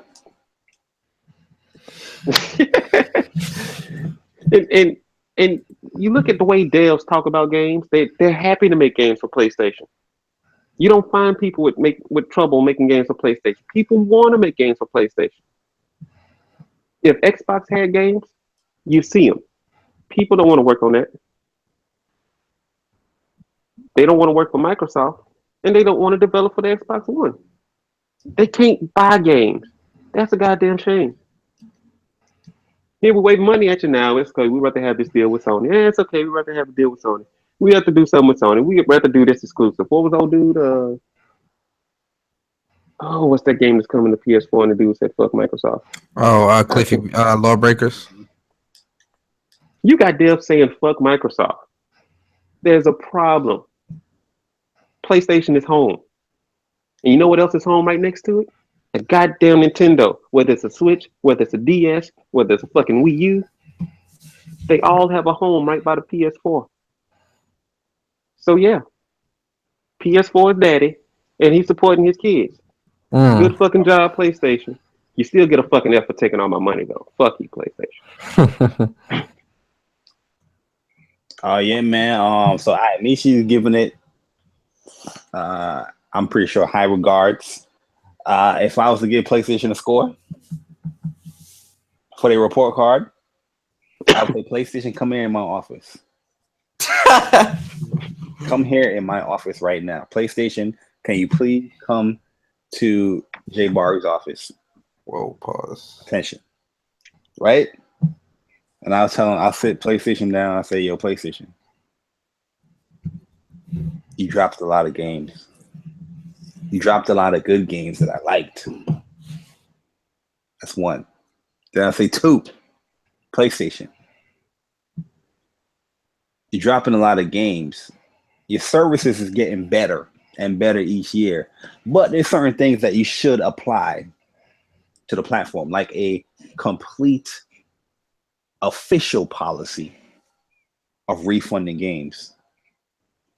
You know, especially if they're broken. You know what I mean? I don't believe that you should be refunding, you know, a digital title code. You didn't even like that shit. I don't know. That's a little suspect to me. But you know what? Let's throw it in there. PlayStation. Let me give you guys a little history lesson. For those people that don't have digital or don't buy digital like that, PlayStation you can always refund games. It's just it was never like a official policy like how Microsoft or Steam has it. You know, there's many games that I bought, I refunded that shit ASAP. You know what I mean? So it's always games that you can refund. It's a day by day or person by person kind of basis type ordeal. But they need to have an official policy in there. I think that would be dope. Right? So that's 2. 3, PlayStation. That online network is getting better and better. And I appreciate that. I see where my money is going. And I want to let you guys know. Here's a report card, PlayStation. Your marketing, matter of fact, your marketing. Amazing. You guys are everywhere. TV, YouTube, you know, everywhere. Radio. Yo, you got WrestleMania. You got WrestleMania. You got radio stations doing giveaways of freaking PlayStations. No mention of Xbox, you know what I mean, or anybody else. So the marketing, what PlayStation is doing is crazy. Also, PlayStation, you are offering gamers more ways to play games than anybody else. You know what I mean? Especially with the VR aspect when it comes to the console gaming side of things. Will that change in the future? Probably, but like I said, this is the midterm report card from January to now. So As of right now, PlayStation is the only place you can play VR, a different type of experience when it comes to your gaming, ways of playing or whatever. So, and by that he meant on console. Before somebody be like, you can play on PC. Yeah, PC the PC guy gonna always come in.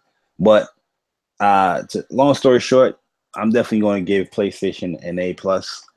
They are doing extremely well, satisfying gamers.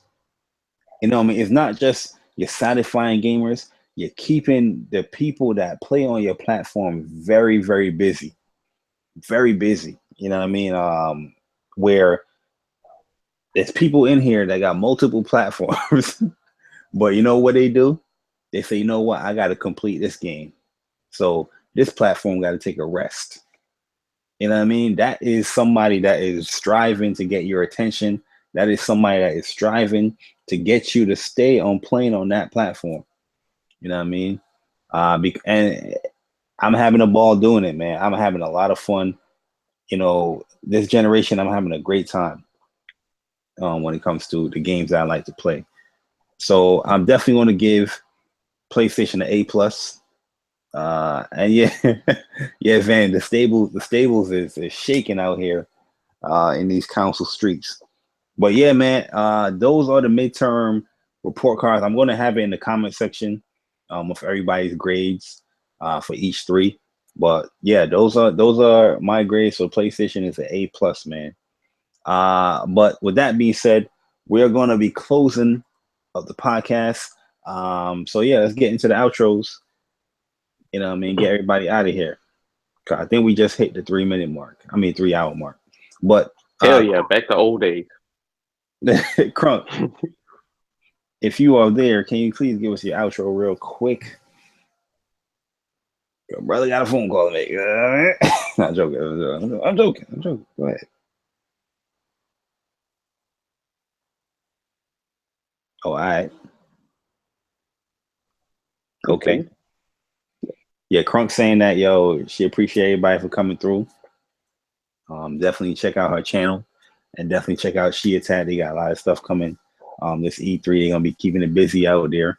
And yeah, shout out to everybody that came through once again in the council chat, she said. And Persona 5 is life. Right, Crunk? All right. Yeah, Michy. Oh, shout out to my beautiful wife, who is currently in the living room, dog sitting. Love you very much, my dear, and thank you for all you do.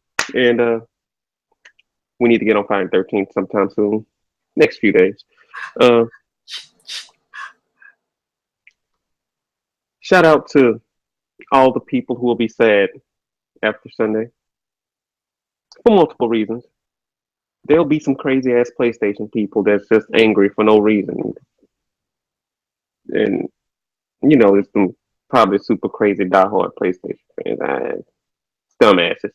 They everywhere, so let's not act like PlayStation side don't have dumbasses. And there's also gonna be some sad people on the other side who are gonna have to swallow their pride and try to find some kind of lie they can hold on to and represent it well. Especially when they're gonna see the same games they saw for the last 2 years. And we might get Cuphead. But if Cuphead don't come out this year, fuck Cuphead. I'm done with it anyway, but come on, Cuphead. Cuphead need a C-section to get released. Y'all need to do something with Cuphead. Called fuck Cuphead coming out in the future. Hey, it's gonna happen. I had Scalebound, so I still play Scalebound every day. I close my eyes. There we go. Right back in Scalebound. But yeah, thank you all for coming and staying with us for 3 hours. We tried to take it back to the original Council podcast days. Hope you enjoyed the show. And I hope you all enjoy E3, no matter which console you prefer or which company you prefer or what you like to play. Play your shit. And what anybody else says really don't matter. Yo, can y'all hear Just me? do you. We can hear you now. Yo, I was steady talking and I was like, what the hell? And then my Chrome just crashed. Yeah, that was Microsoft. They didn't want you to. God damn it! Fuck use you, that. Google. Fuck you. Yeah, but that's pretty much it. I'm done. Oh yeah, fuck people who say they gonna watch the Microsoft stream in 4K, like they gonna watch the Sony stream as something other than your dumbasses. YouTube. Well, Jeff Keighley bust that bubble because YouTube is doing everybody's in 4K. Yeah, I know, but you know, it's just dumbasses. Be like, oh yeah. Oh, also, don't be a dumbass and say you have 4K exclusives, and don't act like PlayStation can't do 4K 60. You can just go look at FIFA 17, and that's a good example of 4K 60 for your ass. It can happen.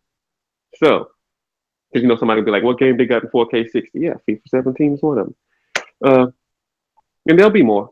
So hope you get them. And don't be surprised when you see Shadow of War in 4K, because Shadow of Mordor is in 4K. Don't be surprised. You're going to have a lot of heartache and pain when you see the games match. It's okay. That's what the consoles were designed for, to be damn near equals. I'm done.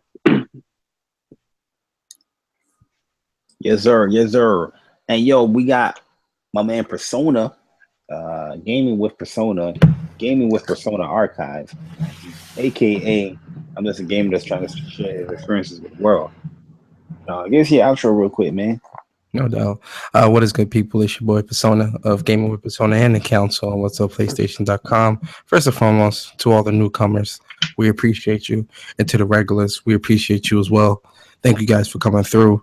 Everybody in the chat that always supports the Council podcast. You guys definitely kept it so lively, like you always do. Shout out to Choco, Timbo, Vanny Pan, Chris, Demi, Big Keith, Mr. Biggs, everybody that came through, man. We appreciate you guys, man. Thank you guys for always coming through to the Council podcast. We appreciate you. Make sure you check out my channel, Gaming with Persona. I have a lot of good content. I'm doing a lot more good content. This weekend, I'll be doing E3 after shows and E3 live show reactions. Me, Bari, and the Council. We all gonna most of us will take over one of the E3 conferences, and it's gonna be dope, man. So definitely come through, hear our thoughts out and whatnot. It's gonna be fun, trust me. Believe me, it's gonna be real fun. So definitely check us out with that. Make sure you support the online arcade. Make sure you sign up for these tournaments that we got coming through. The Street Fighter V tournament starts next week, Friday. That's gonna be a movie. Price pot is $350. Yo, man, that's gonna be crazy. After that, we got Chaos Code, we got Guilty Gear Rev 2, we've got Central Blaze Blue Central Fiction, we've got Tekken 7 happening in August, then we got another Injustice 2 tournament happening in August as well. Shout out to Chuck. Make sure you check out his podcast, Plus on Block podcast. Make sure you check out his channel, Upchuck Gaming. And yeah, man, I appreciate you guys, all you guys, man. And like I always say, I'm just a gamer trying to share my experiences with the world. Mind of a Gamer is this Saturday at 11 a.m. EST. Hope to see you guys there, and I hope you guys have a great night. Peace. That's what's up, man. Yeah, man. Definitely check everybody out there. Mind of a Gamer podcast every Saturday, early in the morning, 11 a.m. Eastern time. Plus on Block, my man Chuck.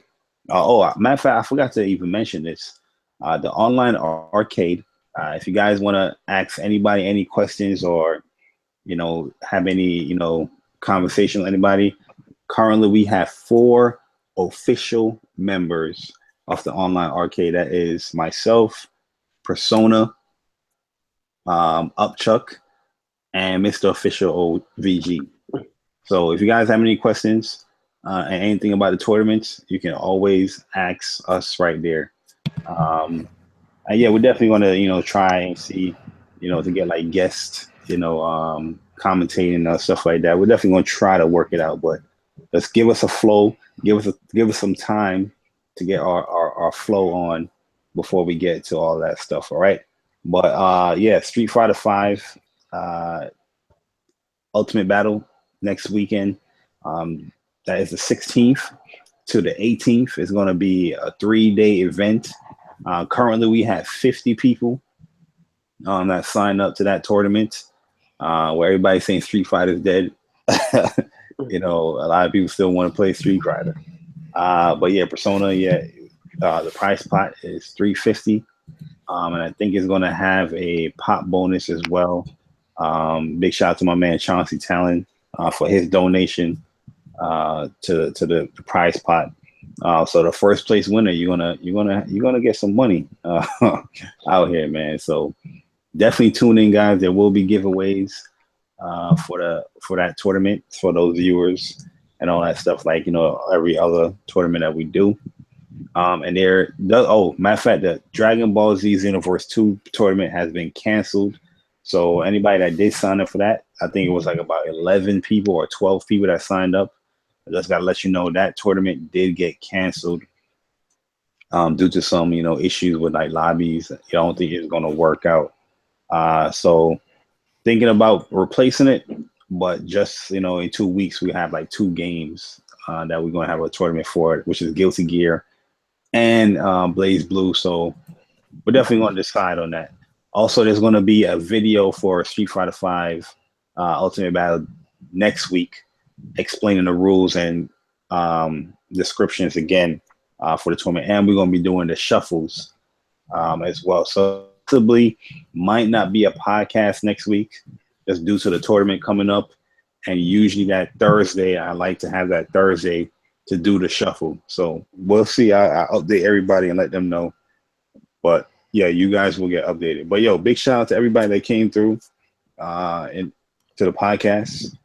You know who you guys are. You guys come through all the time and definitely show support. Big shout out to the council members that's out here.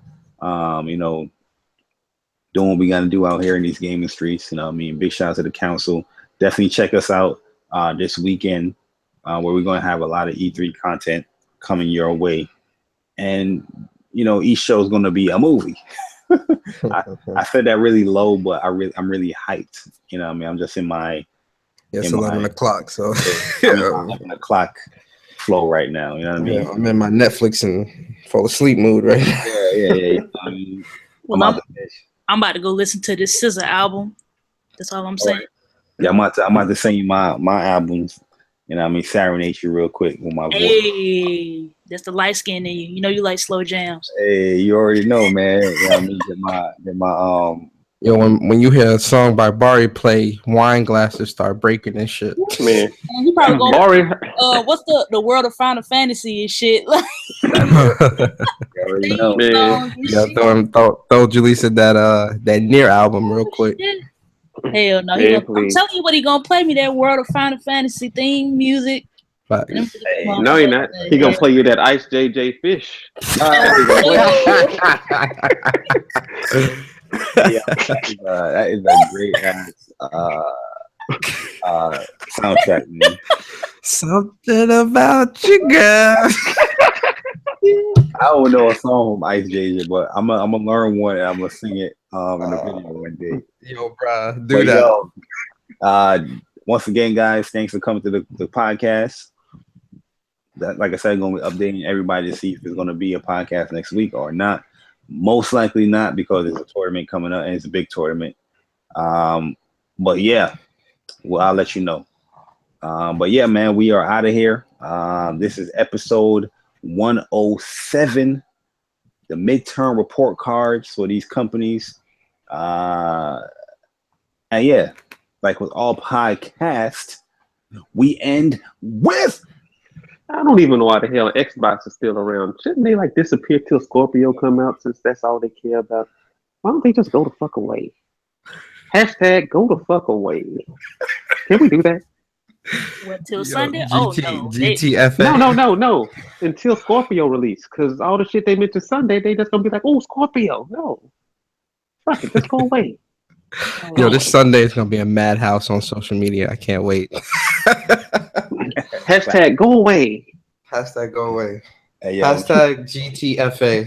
I ain't even gonna lie to you, man. I'm in such a troll kind of mood. People might be mad excited for the Scorpio, but by the time I'm done with them, they're gonna be like, I hate the Scorpio. They're gonna be second guessing that Scorpio.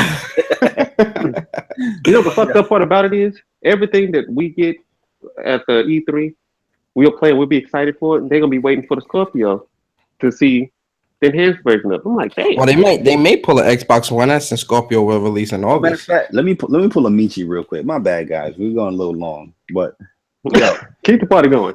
we're doing an Xbox conference right now. These guys had the nerve and the audacity to come out talking about, hey guys, we're gonna go over we're gonna go over it 90 minutes. No shit, Sherlock. You've been starving these motherfuckers. Tell them. Said, no Tell shit. them. God damn. That's right. Before they Tell get, them. you know what I mean? And then you gonna talk about, hey guys, we're gonna go over 90 minutes. You should. You motherfuckers moved to Sunday. You better go over 90 minutes, you dumb motherfuckers. Yo, chill. People was making videos and people was like, yeah, more time for games. No shit, Sherlock. Yo, no bullshit. If they go over 90 minutes and it's not no games.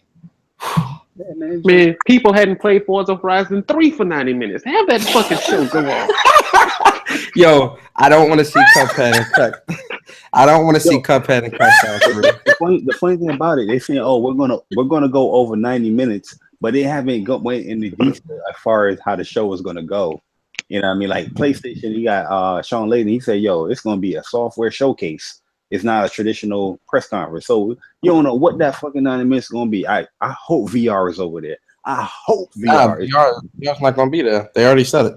VR's not gonna be talking. No. They gonna have 90 minutes of goddamn Phantom Dust gameplay to show people what the game look like, because these motherfuckers ain't playing it for free. They gonna have a clip of Phil Spencer trip to Japan. Anyway, man. We gone, guys. I wonder how many shirts he go at. They don't have games coming out this year. Yeah, we What game he gonna throw Battletoads in this year? Yeah, they gonna have a new Battletoads character. Yeah, they gonna have some anime music playing in the background. Yeah, we go.